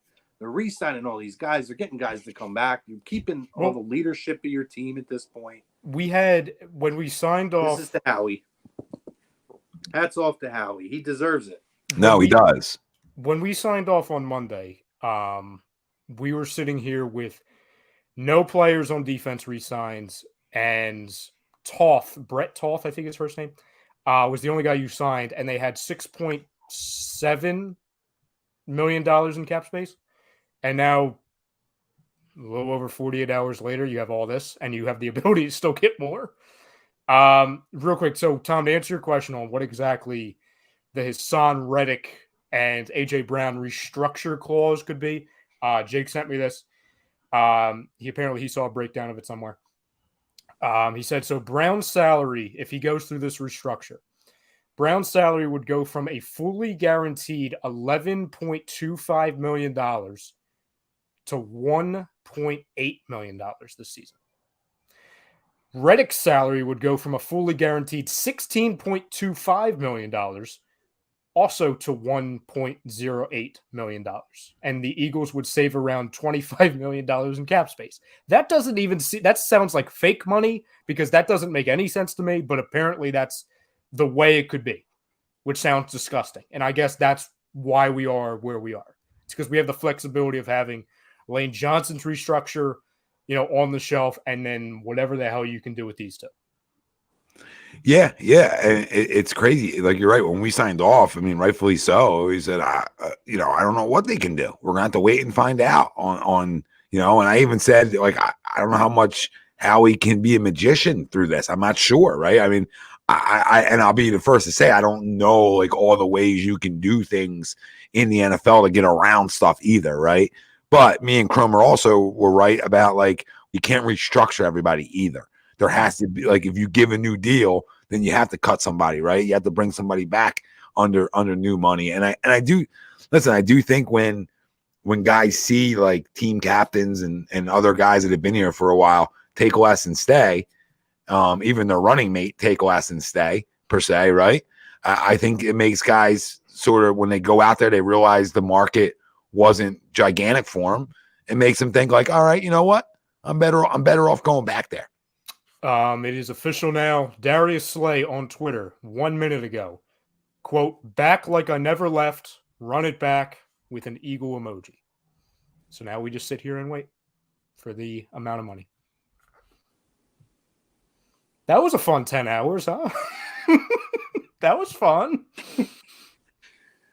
I don't think he was ever leaving, except for when I think they gave him the window to say, "Hey, we're going to cut your salary's going to get cut. So if you want to try to keep it cool, go see what you could do. But we want you back. If you come back, you're in." Can I theorize something? I'll do what we used to do in Lazy Booking, Chrome, and I'll do a what if. Yes. Oh, I haven't heard a what if. It's been a few years. It's been a few years. What if the reason why this went down, I'm just speaking on the Eagles side of things. What if they had a plan B, whether it was a trade, whether it was a free agent signing, whatever, and they had it on the table and something fell through? And they're like, oh, okay, you thought you could get paid X amount on the open market. I feel like if you could, that would have already been handled. Or if somebody really wanted you, we would have already been able to surmount a trade. And, okay, maybe we tried something on our ends that involved us getting somebody else in the secondary. Maybe if it's not even corner, maybe it's an addition alongside CJ Gardner-Johnson, whatever it could be. And both things kind of fell through. And it's kind of like, okay, we know what we need to do here. Let's come to an agreement, please. A lot can happen in a couple hours. I mean, it hasn't gone out of my mind of the possibility that CJ may have been plan A and Darius plan B, and maybe CJ is going elsewhere. And they're not going to be able to bring him back. So they revisited everything with Slay. Because technically they didn't have to cut him yet. No. So that may have been the plan. And then the CJ thing's not working out how they would like. So they said, well, if we're not going to bring CJ back, we want Darius back. He's just going to have to take a little less money. I mean, they did have the leverage with that in terms of being able to cut him and save money. I am fascinated. And I don't think, Tom, I'll say this. I agree with you in the way he handled it last year, but I also don't think he doesn't have a track record of that. I don't think if a guy doesn't want to win, he doesn't get that worked up. And I do think overall his tenure here has proven he wants to win, and he wants to win in Philadelphia.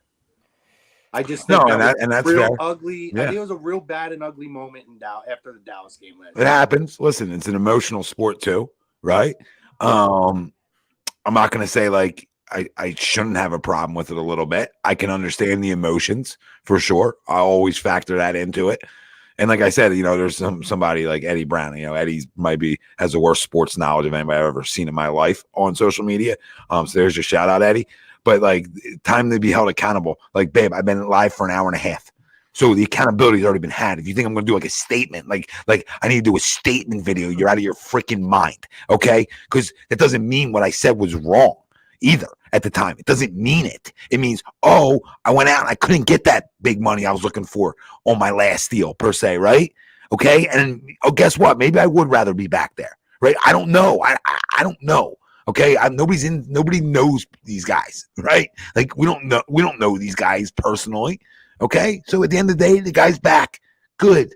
All right, let's go win.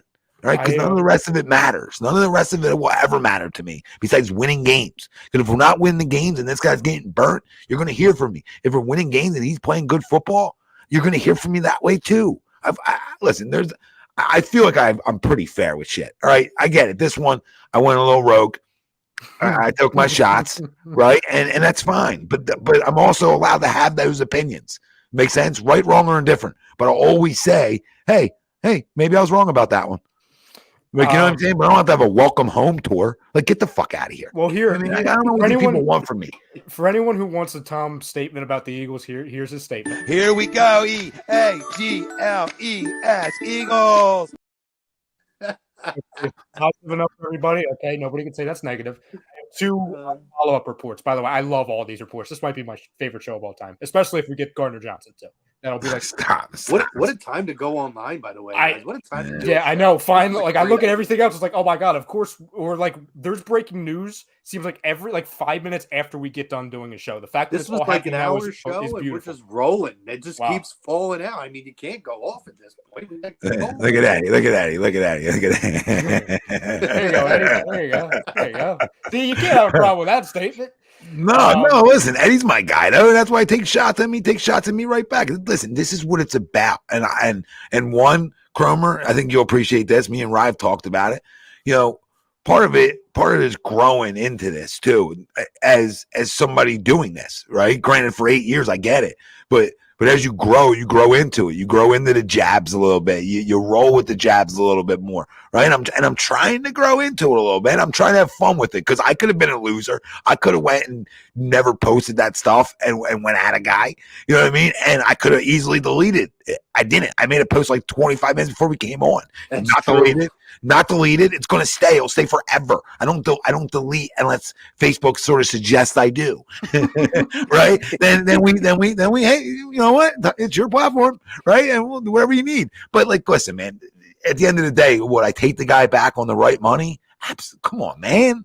I'm not going to tell you. I'm not Jimmy and our, Jimmy who like will say like no matter what circumstance, right? If you're telling me like a good money deal that helps us and doesn't tie us and hold us back, right, boys? I'm okay with it. If you play well, right? I think that goes for all of us. If Bradberry and Slay are getting toasted this year, right? What are we going to say? Well, we signed them. No, then we're going to be coming in hot, right? And rightfully so, because that's the nature of the business. That's the nature of talking sports, right? But on the surface, on paper, the things we've done, nobody can say you don't like them. It goes back to the poll question, right? If I agreed an hour and 25 minutes ago when I said that, I sure as hell agree now, right? And let's go, right? Let's go win. Because at the end of the day, that's all we give a shit about. We're going to have our disagreements, right? Online. We're going to have our disagreements on here. Disagree radio. Rightfully so. But at the end of the day, we're all in it for the same goal. And I know what all our goals are. And our goals are Broad Street. That's always been our goal. That will always be our goal here. And that will always be what we care about at A2D. Right? We talked about it a few weeks back. I said, you have to still be all in. You can't be halfway in right now. You have a window to win. You have to take advantage of it. When everybody was saying, like, I think they take a step back, I sure think there should be like a reset year. Like, no, you still got to figure out ways on 1 year deals, etc., to try to win those still. You can't go into a rebuild when your quarterback is on the final year of his rookie contract. You just can't. You can't do it. Real quick, because I know everything's flying. 2 quick things. The Denver Broncos are among the teams with serious interest in Eagles free agent star safety CJ Gardner-Johnson. Where the hell they get the money? They are They've pissing been me off to spending the a nth lot of degree. money.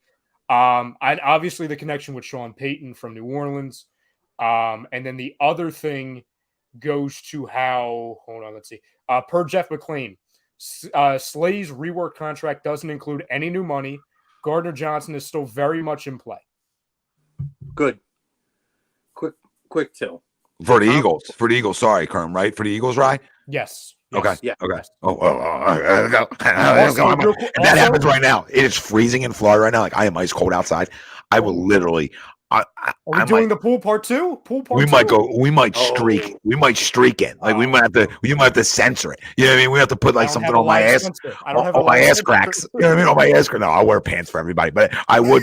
I will. That is a no doubt about it. If Gardner-Johnson signs in the next 10 to 20 minutes, I am absolutely half naked in the pool. Al, you hear that? Who tweeted that out? Which one? McClain? Okay. McClain. The one about him, yeah. CJ still being in play? Yes. I just wanted to reply to Tom's comment too, by the way. And it proves it. You know, we talk about Eddie Brown, everybody else. One thing proven here, whether you're in the fam in the chat, which we appreciate you guys, by the way, or whether you're on air with us, you don't always agree on the path to get there, but the goal is always Broad Street. That's why we're so goddamn passionate about it and why we're going to fight to the death in terms of our like conversationally, but it's all love. And it's always going to be that way because the end goal, we all may have a different view on what the journey's got to be, but the destination is always the Lombardi Trophy. It's the last game of the year. It's standing in a parade and having a good ass fucking time together. That's the bottom line. Chrome, Tom. And I am cracking up at my 724 comment in our chat, by the way, where I said, I'm good with Miles being gone. Just have to wait for Slay to re-sign for less money and we're set. Kind of cracking up for myself because I said that just to bust Tom's balls. And it worked. Al Davis, just win, baby. That's my statement. Just win, baby. That's all. Well, so 40 Boy says, what's this mean for CJ? Improve or decrease the odds? Well, you just got your answer. According to Jeff McClain, it seems like everything's fine. And by the way, again, in the business, because we've been doing it all day, of analyzing tweets and what Twitter means. Who was the first person to tweet at Darius Slay once he said he was going? Mr. CJ Gardner-Johnson. What was he talking about? How he was a mentor to him all in 2022. Well, your mentor's staying, my man. Your mentor's staying. What was this, Bill? A2D was the reason your post about Cox and Bradberry both taking less to stay here got Slay business. The dancing video. Oh, that's true. Miles watching. Oh, remember what Miles watched? You know, he had a lot to say, and he came to us. Yeah. Yep, and he came to play. Like I said, I know the video, the one video Bill's talking about, but numerous times there's been shots fired about, look at these guys taking less money to stay. Like, do you want to win? You know what I mean? Doesn't seem like you want to win. So we'll say we helped this. We helped. Well, I'll pull back the curtain. I'll do it. Slay, I mean, we all know this here. The fam doesn't know it. Slay replied to one of our videos from Wednesday night a couple weeks ago on Instagram. He replied. I didn't see that. What did he say? Oh, yeah. So when we were talking about the topic, will Eagles trade Darius Slay this offseason? We were talking about we don't want to extend somebody that, for 3 years, and we could be looking at a 35-year-old guy making top cornerback money in a couple years. So he said, this was on March 2nd, okay? Slid in our DMs on Instagram. And by the way, if you think A2D is like doing this for clout, if you think this is a clout thing, we could literally post like every other day the amount of athletes that slide into our DMs, but it's not about that. Okay. So this is just context wise on how we're staying consistent. He replied to us on the DMs and he says, age don't mean nothing in this era. This not the 90s. LOL. I can easily play until I'm 40, but I am hell no. Listen, first off, Darius. Let's be real. Now he's Tom Brady. Tom Brady. There's a position you might be able to pull that off with cornerback, wide receiver. Probably not the two positions that will work. But guess what? If you listen, I want you to believe you can play till you're 35, bro. And play till you're 40. I need a guy to believe that, right? But I know it's not the 90s, Darius, but it's also, we're not robots. Father Time catches up. Now, let's go, right? If you can play, I like that, and I like that he handled it, because I'm sure I'm just venturing to guess if it's a clip from Wednesday and talking about trading him. I'm sure I had some real nice things to say. I'm sure I was passionate about it. And guess what? Well, guess what? I like that you don't come in like Miles did, right? Saying you don't know what you didn't play, you didn't do this, like he did the Chucks and those guys in that video, right? I'm glad he didn't do that game where like you don't know what you're talking about because you didn't play. When it's like I like that. That you know what? You know what? I didn't know about this. I had no idea about this. Oh, I didn't know you didn't know. I thought for sure Jake or somebody would have told you. Had no clue. So guess what just happened right here? I mean, we just had a campfire. You know what I mean? There was a lot of fucking s'mores going on. Can I give you an update before you say that? So we posted about him earlier about we're like, oh, I might be staying here. We did the screenshot and we just put like, wait, what? Saw it. We tagged him, saw it, and liked it. Oh my God! I'm back! Look at this guy! Look at this guy! Hey, friend of the program, Darius Slay. This is how you pull me back in. This is how you know. I can't believe this. I might have to take shots at CJ now. I mean, where's Gardner-Johnson at? He's like, he's a guy I don't want to take shots at because he will. Darius, I might miss the tackle, but see. Look, Chrome, they're best friends. Look, they're best friends now. But CJ gonna lay me out. CJ gonna lay me out. This is like the other day when you said you got to give me this, and I gave you the door to open. That was just me letting you get it out of your system. I knew we were bringing you back in at some point. Look at this! I can't believe this guy's back. At the moment, all the shit I said. This is the biggest roller coaster of emotions in the history of A2D Radio, and it's happening live on the air. Lennon said to me earlier. Emotional shows I've ever been a part of in my life. Lennon said to me earlier, "Are you okay?" I'm like, "One, I got a pounding headache." She's like, "Why do you got a pounding headache?" I'm like, "This is all this Darius Slay stuff." Oh, wait till you go back in and talk to her about it. Now, guess what, honey? I'm in, honey. Get this guy ruined me today. I mean, guy absolutely. There's only one way this ends, too, Tom. There's only one way. Oh, apology videos coming. No. See, I'm going further. I'm gonna invite him to my I don't know, like a Chrome's having a birthday. I invite him to Chrome's birthday. Why did he swing by? Let's go. There's going to be like a 2024, 2025 podcast featuring A2D and Darius Slay. Just watch. It's going to be a live just interrogation session about just going through all of the old posts. The Darius Slay campfire talk with Thomas Arnone. Don, no, because I don't want that smoke. No. No. I'll take him, though. I'll take him, Mr. Wagner. Yeah, we should merge them all together. The trade, when the trade originally happened 3 years ago, and we can find a way to just plug it in. But there's some good things said. Let's go back to when, because there was a point 2 years ago where I said he can now call himself Big Play Slay again because he's making big plays, right? We have to add that part in because we're fair, we're equal. Mm-hmm. And then we got to the last 48 hours, train wreck. And here we are. Now we're back. We're doing s'mores. We're breaking bread. TikTok video of Tom's emotional ride with Darius Slay over the last 3 years. That would be an epic TikTok video. It would be a friggin' epic TikTok video just from the roller coaster of this show. The last hour and 38 minutes. From where we started to where we are today. Yes. Yeah, Darius, if you're watching anywhere, we appreciate you. And listen, we know he's watching. If I really, this is the great thing. If I really said you go with your, this is where I wish I could, and that day will come, because you would like to ask a guy like that, like after the fact, like because a real guy's going to tell you, hey, I probably shouldn't have said what I said after 3rd and 30. There's probably a better way I could have handled it, right? After the fact. We all can Monday morning quarterback ourselves after the fact and say, hey, I probably should have handled that a little differently. Not saying I should never say anything. Like, whatever. These guys are going to talk.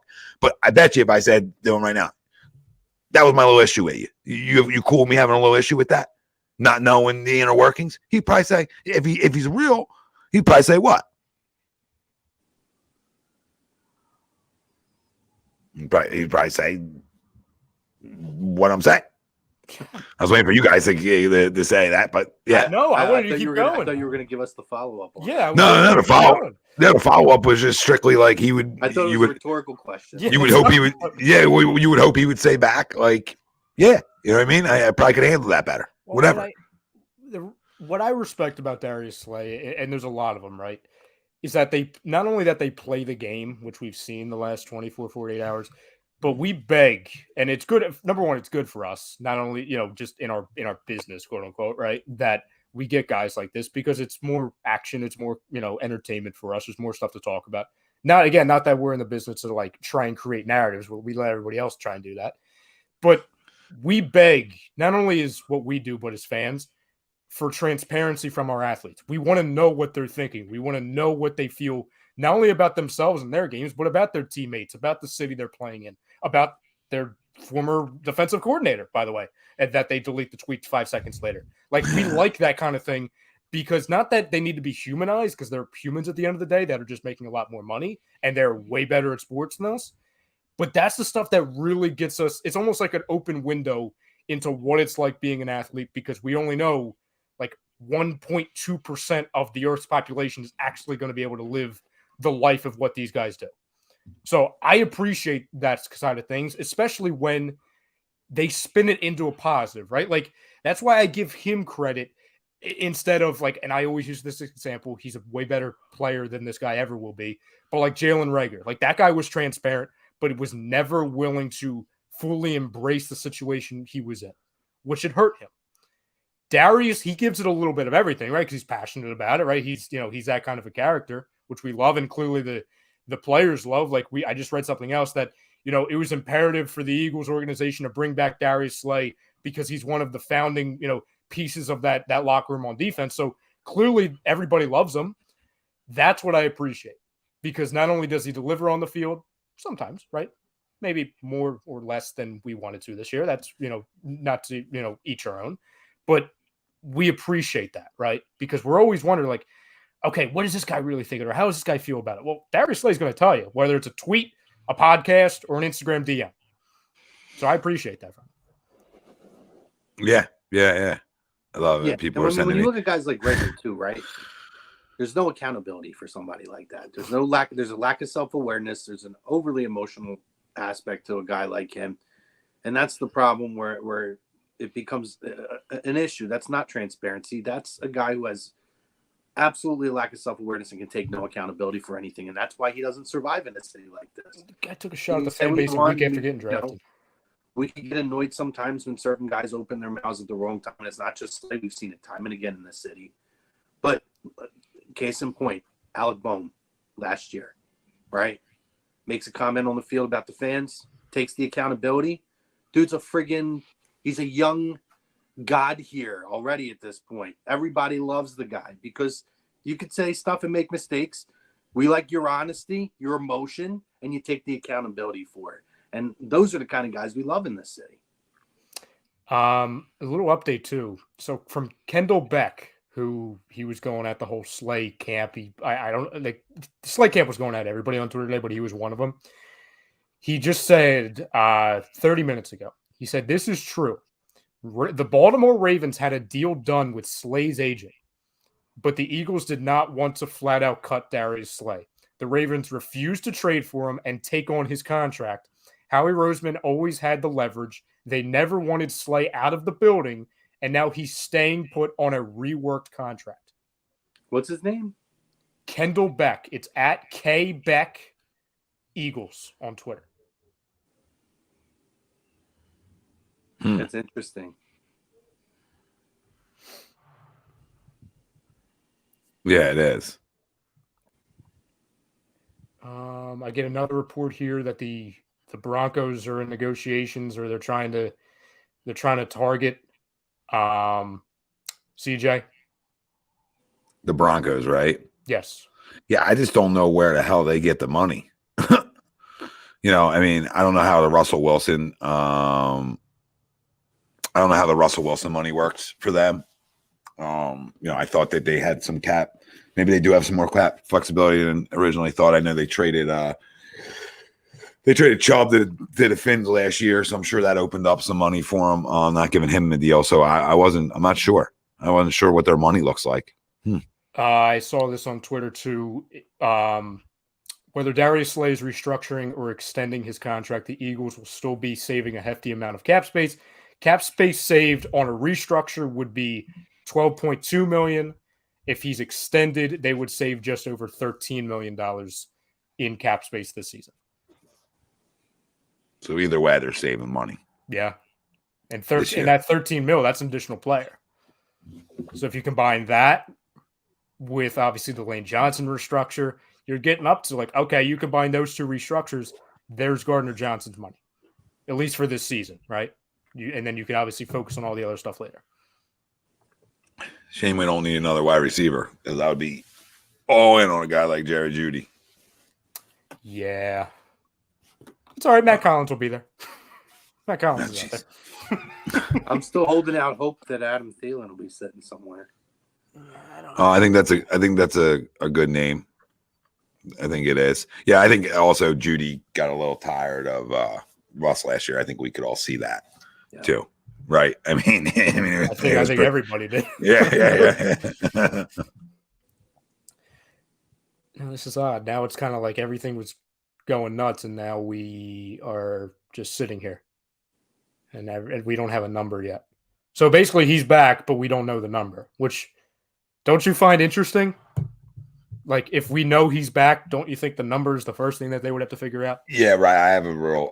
Like I said, before I know the number, I can't like praise him for taking less as perceived, right? You know what I mean? Rightfully so. Like, I'm not going to go on a praise party saying like, oh, the guy took so much less and blah, blah, blah, blah, blah, because we don't know what it is yet, right? And I don't want to praise the Eagles on it because we don't know what it is yet, right?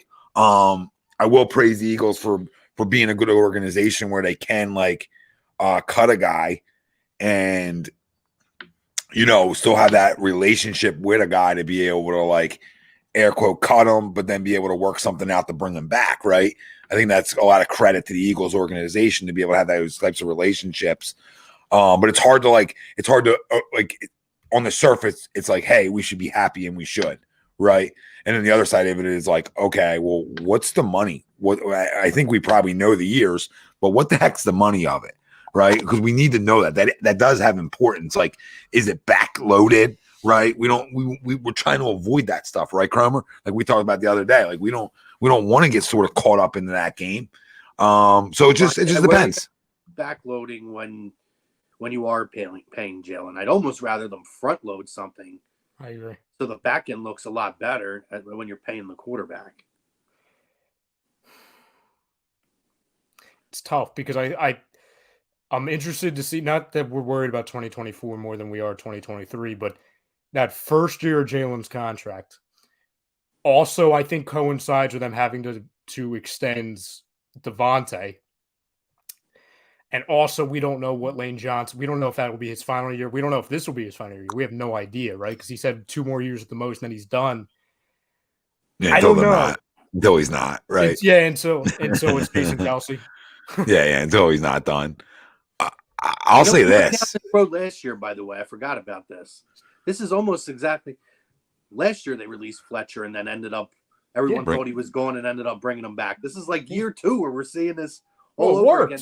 Same thing. Yeah, guess what, Crum? It worked. It freaking worked. I did, and I forgot about that with Fletcher last year. Worked for him too, as a player, right? You get another $10 million this year. And when you work with teams like that, it makes their loyalty to you a little bit more. I'll say this though. I mean, if all these guys here, I'm very clear about what I'm about to say.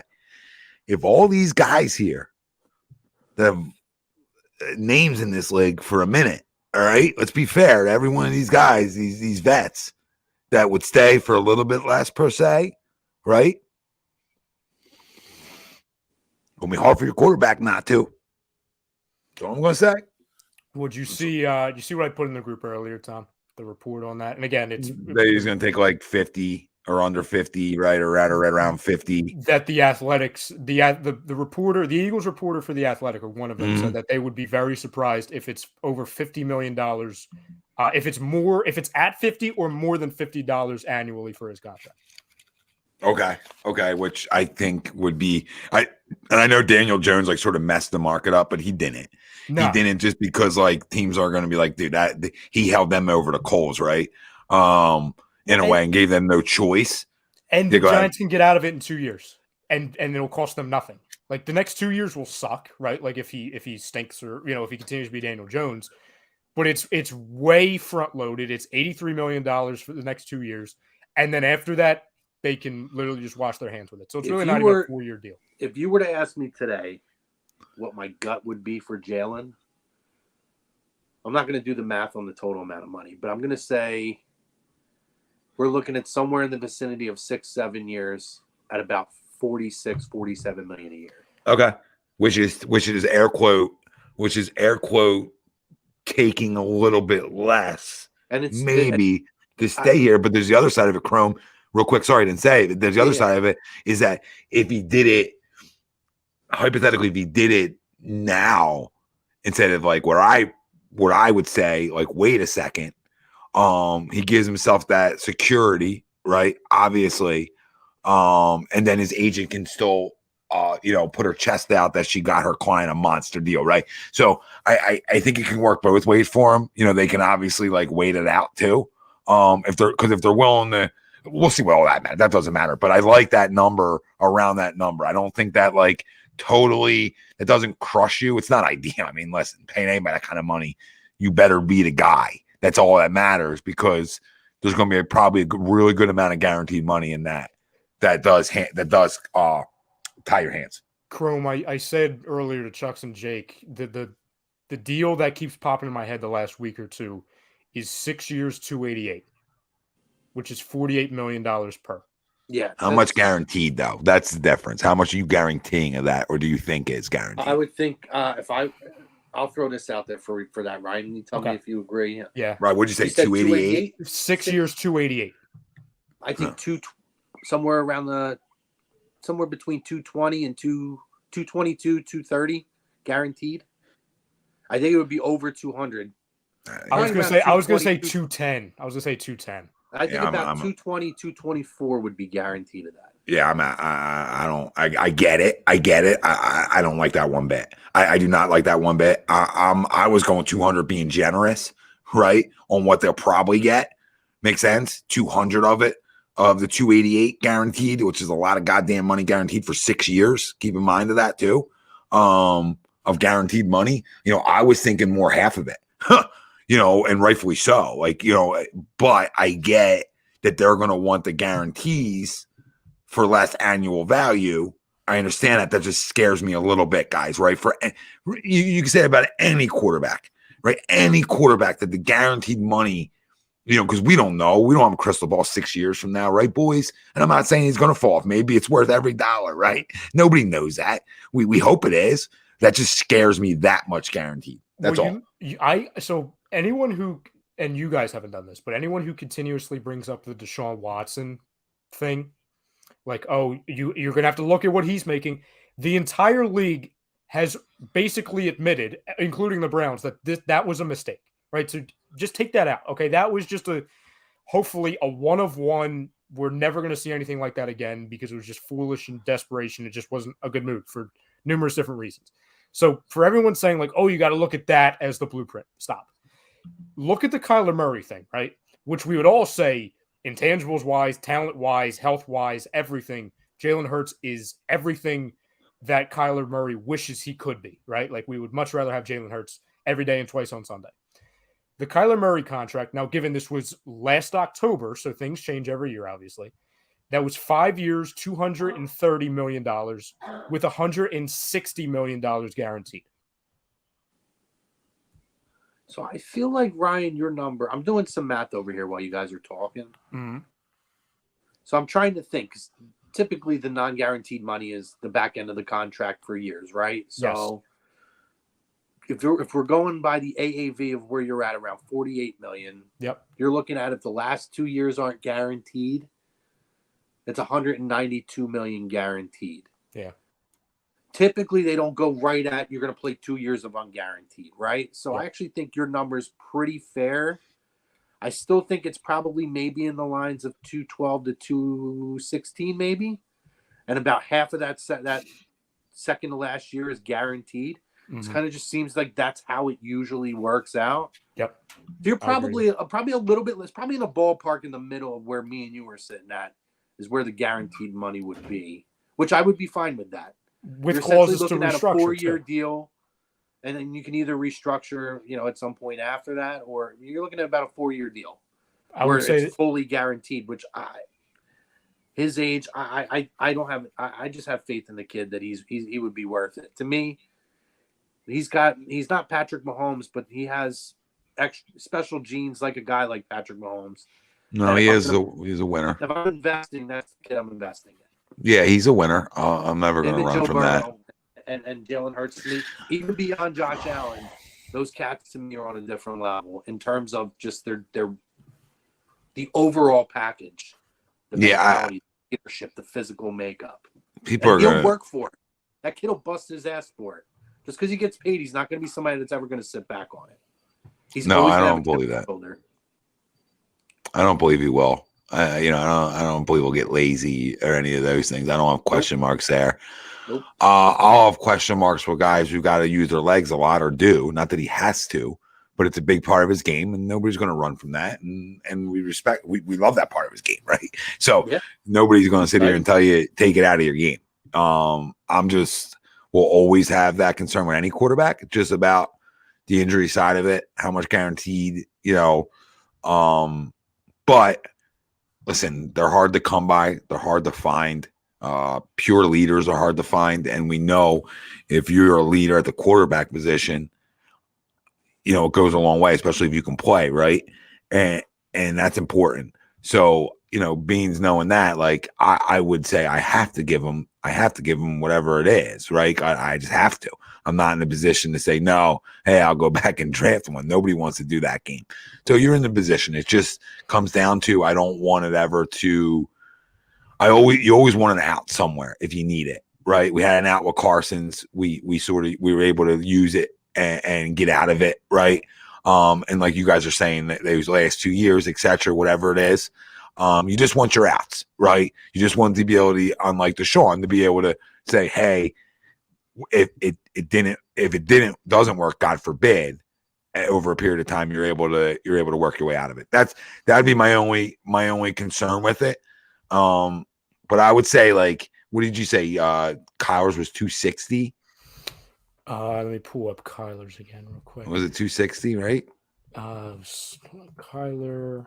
By the way, Joe, I don't know I can't see the screen. If you still have Joe's contract up there, I would not do that, Joe. If we're giving him that many years, he has to take way less annual value, in my opinion. There's no way he's taking that with only $190 million guaranteed either. Yeah, I don't think that's feasible. His was 5 years, Tom, at $230 million with $160 guaranteed. 5 years, $230.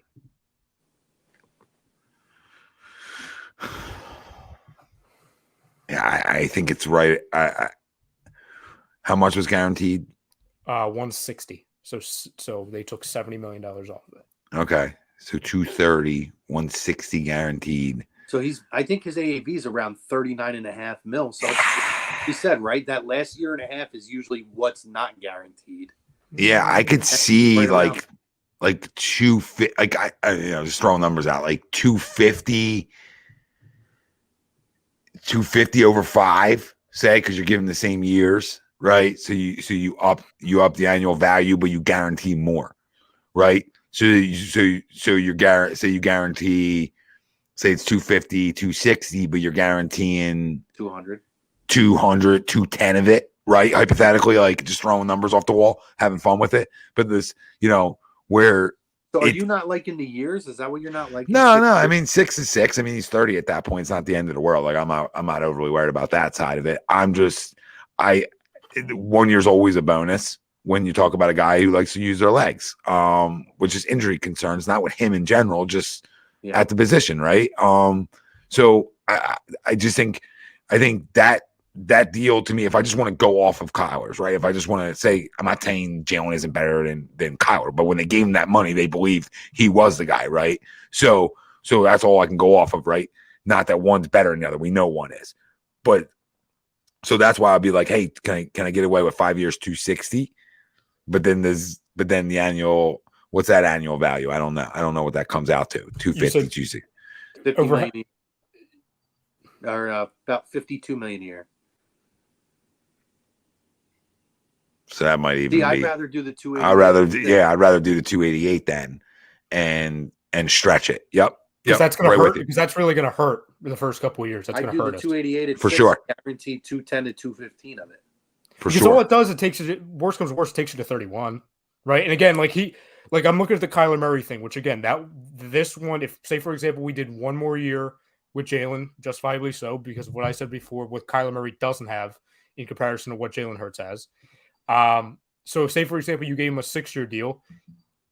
Institute a team opt-out clause with 2 years remaining. There's a team opt-out clause on the Kyler Murray deal with 1 year remaining, where they would have zero dead cap space if they just let him go after 2027. Yeah, I like this one too, Bill. It's right where Ryan was. The 190 guaranteed. I don't have a problem with that. Yeah. Let's go. Sign me up. Fan of that, actually. Sign me on the dotted line right now, Bill. I'm not saying that's going to happen, but if 47 and a half, yes. Yeah, no brainer. That's beautiful. No brainer. I feel like there's going to be 200 guaranteed. At the bottom basement of it, he's going to get 200 guaranteed. I think semantics when we're talking 190 and 200. Yeah. I mean, the 200 looks better on the surface for the client, so that's why I agree with you there, Chrome. So 6 years, 285, 200 guaranteed. That's where I was when Ryan was 288. That's where I was. I was 200. I didn't really want to go over that. I thought that's a good, solid number. Nobody's going to ever turn that the hell down, or you're an idiot. So if she does tell him to turn that down, hypothetically, I would fire her immediately because she doesn't have your best interest. She has her interest, right? And with an agent, that's the last thing you want. You have to have the working relationship, right? Obviously, Darius Slay, the Eagles say, hey, you can go seek a partner for a new deal, right? And Rosenhaus attempted that, right? But he obviously will allow his client to do what his client wants best too. And if his client says, hey, I'd rather go back there for this money, even though there might have been a couple more dollars out there, a guy like Drew, who's had the relationship with these players for so long, and why he has so many relationships, is going to say, what's best for you, bud? I got enough clients, you know what I mean? Mm-hmm. And this is what she needs to do too here. She can't be looking to be the highest paid quarterback like ever. One, I don't know what that is. I think it's Mahomes' deal, right? But like you can't be looking for that and like outbid Mahomes on this, because that's not a good look for her. Like hypothetically, I'm just throwing that out there. I think Rodgers on an AAV level is the highest. But Mahomes in total dollars is the highest. But whatever, you're not shooting for that is the point that I'm trying to make about her. She needs to be shooting to say, hey, look, I just got my client who was a second-round draft pick. I got him 6 years, 285 with 200 guaranteed. Like that's a selling for her, and that will drive in more clients to know that she got a deal done with a year left on a deal, right? That's the other big part of this too. So for them, the willingness and want to sign it early for the agent is smart business for her. Makes sense? Because there's no way he doesn't ever get paid what they think his value is, right? Because it's done. So that's why on their end, it should be something they would want to do sooner than later, because you don't want to, as an agent, you never want your client in an air quote lame duck year, especially with that kind of money sitting out there. That's why I think whatever the Eagles really offer him, he's going to take it. Even if that annual value is $45 million, just throwing numbers out, right? 44.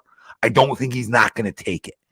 So I think you hold that little bit of leverage because, right, boys, because next year is such a pennies year for the kid, right? It's like pennies for a starting quarterback in the NFL. What's it, a couple million? What is it? What's his deal next year? Second round draft pick. So. And it might be the option year. I don't even know if they have that anymore. I don't even know. I don't remember. I mean, obviously he's going to be here, so I'm sure they picked up his 5th-year option. Or no, I think it would have been his 4th-year option. I believe. Yeah, because he's second round pick. Yeah. All right, let me see here. No, I don't want his annual AAV projection, Spoke Track. Contract details. He's projected to make base salary of $4.2 million. Yeah, so 4.204. So not that that's pennies, but you'd be pretty stupid not to take the deal. His MVP Super Bowl season, he made $1 million. Yeah, and don't get me wrong, he's obviously, he obviously has made endorsements, as a starting quarterback for a team that went to a Super Bowl. Oh, yeah. You've obviously made money there, so he's not walking around broke. But at the end of the day, you never leave like $200 million guaranteed on the table, and that's usually like in a sport like baseball. I would tell you, hey, you know what, leave it on the table, right? Because the chances of you having like a big time injury that deflates your value doesn't happen as much if you have a ton of talent, like it does in football, right? Sometimes and you're Jalen, you weren't a former MVP. You didn't win a Super Bowl. You were a second, right? He's had to overcome so much that it's like if he has a big injury, I think question marks go on other organizations, not the Eagles, right? Like I think the Eagles, like I said on Monday, I think the Eagles always are going to believe in him and still pay him enough, even God forbid he did get hurt, right? I just think they know they got their guy. Completely different situation, obviously, because with the temperament, how he was not that he was a bad guy in the locker room, but he was nowhere near as beloved as Jalen is. But they didn't think twice about extending Carson, and he had been hurt 3 times before that, seriously injured, right? Like Jalen's missed 3 games. So if they didn't think twice about it and everything, they got ahead of it. So they were like, hey, we just got to do what we got to do.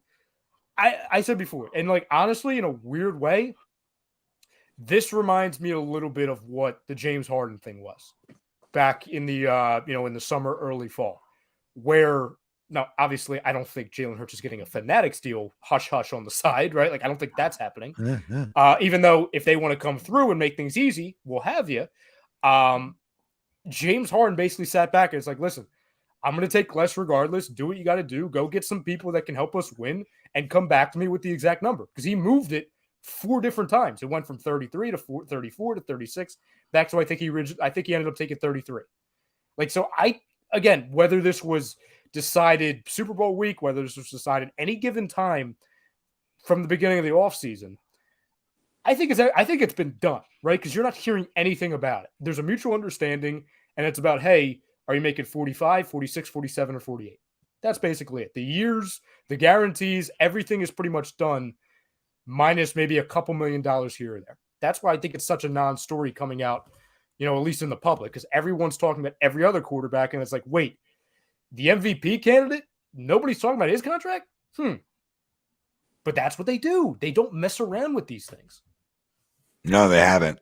They have a history of getting stuff done. So we'll see, boys. Kind of cracking up here. Jennifer Slay posted, I saved all the receipts and just know I saw y'all and I peed everything. Well, let me just say something, Jennifer, with all due respect, and I ain't going to say anything disrespectful to another man's wife. I'm happy to have Jennifer back. That's fine. But what I'll say is that I wouldn't go around puffing my chest until the season's over. Right? Like save the receipts for later on. These receipts don't do nobody any good right now. Right? In reality, right? What do these receipts do good for anybody right this hot minute? Well, I don't even know what his receipt is. I don't even know how much he's making. I need to see his receipt. Yeah, there's no receipts. People are telling me on my post, like, aged well. Like, thanks, guys. Like, I get it. Like, it aged well. It aged well. But not like I said, Ryan went over the timeline of events that triggered me over the 3 years. And three-part plan. It's a 3-part plan. Yeah, and it doesn't mean I don't think Darius isn't a good player. Like, I called him fake prime. Because when you Twitter handle like big play, I need them. And I need the big plays. What did I say about Fletcher Cox for a few years, right? In our Super Bowl run. I said, that guy right there is our $100 million defensive tackle. And I know it's hard to do this in this league, but I need you to hear your damn name every play. Fletcher Cox ain't on the tackle. Fletcher Cox ain't on the tackle. Because I need you to be that important, right? And the same thing goes for this guy coming back. Like, I need you. We need you. Because of our common goal to get the Broad Street. We need you to be important. And listen, the Eagles can find the way to bring Gardner-Johnson back, right? I know that was your number one. It was my number one. It was my most important. The only difference you had than me is I didn't have Javon on there just because of guys like Milton Williams and guys like Jordan Davis that, hey, they got to get their time to shine if they can play in this league. And I know we'll probably draft another defensive tackle. So knowing those things, that wasn't a big priority for me, but Gardner-Johnson was, and we were all on that same page. And that's the only thing that will rub me the wrong way is I really wanted that guy back, because 25-year-old guys in this league that can play, I want back all the time. And I'll say that all the time, even when it comes to drafting. Like we talk about it in baseball. Like, I'll trade your prospects every day of the week for proven talent, because proven talent wins. That's what I know. It's easier. I feel like the thing too with CJ is you brought him in. He immediately braced the situation, embraced the team, embraced the city. He's been a huge part. He's been a vocal part in a positive way, not a negative. I mean, you look at situations like standing up for Bradberry when Juju starts shooting his mouth off on Twitter, right? Like, that's leadership stuff for a young guy at 25. And you almost feel like he's one of our guys. Like, he's been one of our guys for a while. We took him and put him in that position and helped to develop him as a safety. And it just feels like there's a lot of guys who come in for 1 year and it is what it is, but there's just something about this guy that you feel like he's one of our guys, and losing him would be devastating. He's been my number one pretty much since the offseason started, that I said, okay, when you look at this team, this is the guy of all of them that you needed to bring back. So yeah, hope that that's the case. Yeah, correct. You're right. Real quick, he's been saying a couple of times, like, how much will it take to get DJ Chark? He was making 1 year, $10 million last year, Bill. Don't and he had either if you bring him in. Yeah, I think anywhere from $6 to $8 million, Bill. He made 1 million, 1 year, 10 last year, and he didn't have that great of a year. So my guess, Pascal will probably be back, but if not, I would take. I you know who mine is. Well, and you agree too, because you brought up, like, why have we not cut Quez? Do you agree that they're just waiting to see if they can get anything for him, because they were able to get something out of they were able to get something for Rager?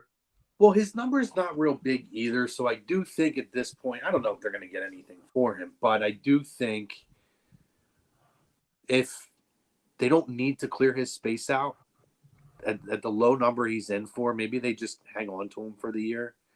I don't know that there's much better in terms of a deep threat out there in the free agency pool.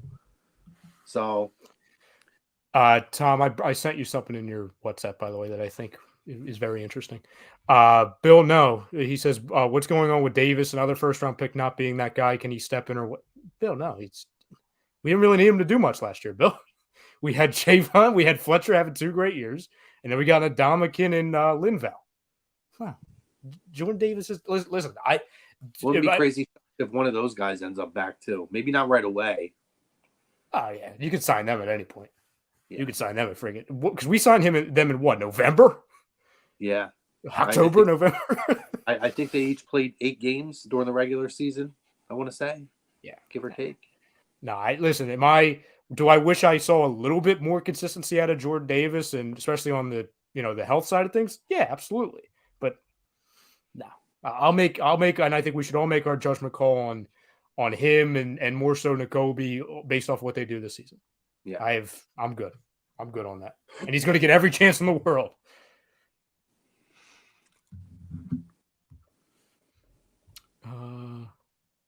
Get the hell out of here. Get the hell out of here. That ain't true. Get the hell out of here. Hold on. Is he trolling us? It's got Bill. I haven't got anything about it. That ain't true. Bill, come on. Damn it. Not that I want him back, but I know Chrome hates him and I wanted to see the world burn. Nah, he says he's just kidding. Come on, Bill. Yeah, I'd be like, see you guys. Damn Great it. show. Oh, I was ready for some kind of crazy reaction. Damn it. I knew he was lying, but it's wanted it's it to be enough of true an just for the egregious reaction. suggestion that I just had to double check Twitter just in case. Because I'm like, oh, 1 mil, 1 year, 4.5 mil. I'd probably, honestly though, at this point, I'd probably take him over Quez. I take you over Quez. Get out there. I'll take Ralphie over Quez just based off his sheer entertainment value. Oof. He can do it. Yeah, goal line. That's all. Just fall forward. I have a feeling we're not going to hear the financials on this until tomorrow. Yeah. Howie let us have our fun. Doing a lot of refreshing, not getting anything updated. It's midnight at this point, so. Could this be another thing where it's like, hey, you're back. We'll give you the exact number once we bring back Gardner-Johnson? Like whether it's like 17 mil per or 18 mil per for Gardner-Johnson depends on what Slay's making. Yeah, I would like to know. What he's making. I think we all would. So it was really weird that those numbers haven't came out because nobody for some people out there to take shots at people, right now, about anything like, well, he would have to take less for those things to not be true. You know what I mean? It comes down to like, you got to take less, right, guys? I mean, it like if he's coming back at like $16, $17 million a season, we're like, wait, what? You're right. We're like, what happened? Well, I'm saying wait, what to Darius? I'm saying wait, what to Howie Roseman? Because it would also him basically announcing to the world that, oh, I lost this one. Yeah, so I mean, it just depends on the money. Like if the money's really good, like a solid number, like I said, nobody's going to have a problem with it, and we're going to thank him for looking like a team guy and wanting to win, right? I mean, perception's reality, so we'll perceive it all as it comes in, as the information comes in. So if you took less to come back here, we're all big fans of that. We're all big fans of that. So hopefully we wake up tomorrow and we get the news of this deal or tonight. And we can sort of gauge on what's next, right? Like, can we even afford CJ at this point? So, listen, it's a lot to still unpack as it is, right? And I really hope that we're able to get Gardner-Johnson, because if we pull that off, like I said, that's just insane. Well, it's an all-time offseason before we even know what he does in the draft. It's an all-time offseason because he's doing things that even the most educated beat writers, fans, and analysts didn't even think was possible. Well, no, they wrote the Eagles off. I mean, before even Stephon Gilmore was acquired by the Cowboys, you immediately had on all these shows, did the Cowboys close the gap? Then when they get, when they go out and they bring in Stephon Gilmore, are the Cowboys on the same level? Let's not forget. And I think that Stephon Gilmore pickup to pair him with Diggs is huge for them. The Cowboys' problem was not the defense last year. Cowboys' problem was they had a quarterback who couldn't take care of the football, and they didn't have a number two to pair with CeeDee Lamb. Yep. So the defense wasn't their problem. That's a huge get for them, and that'll keep a few extra points off the board each game. But they still got to score, and they got to protect the football. So they got bigger issues to worry about. And the fact that, again, they didn't really make up that much ground as far as when you're seeing all these guys now coming back here. So, yep. Mike Collins. Egregious as it looked. Mike Collins, I agree. If Slay's back, CJ, we're not as happy. So, but it is what it is. Again, though, we don't know. We don't know what it all is. CJ's even coming back. We don't know nothing. They may have circled back with Slay, knowing that CJ's not coming back soon. Just because if CJ goes somewhere else, you can't just assume, oh man, Slay cost us in. Yeah. You don't know what the story is. So let's not jump down that throat when we hear it. Because clearly not everything is as it seems, guys. Absolutely. All right, boys. Great show. Sure. From Michael Chromiak. So this was a fun show. Yeah, it was. We had breaking news from Michael Chromiak, Ryan Brodo. I'm Tom Arnone. Everybody out there, we appreciate you. We love you. Hit the like, hit subscribe, hit the follow. Stay with us. Turn your damn alerts on. A lot of moves today. A lot of moves. Sixers another win too. Giddy up. Let's keep the winning going. We out.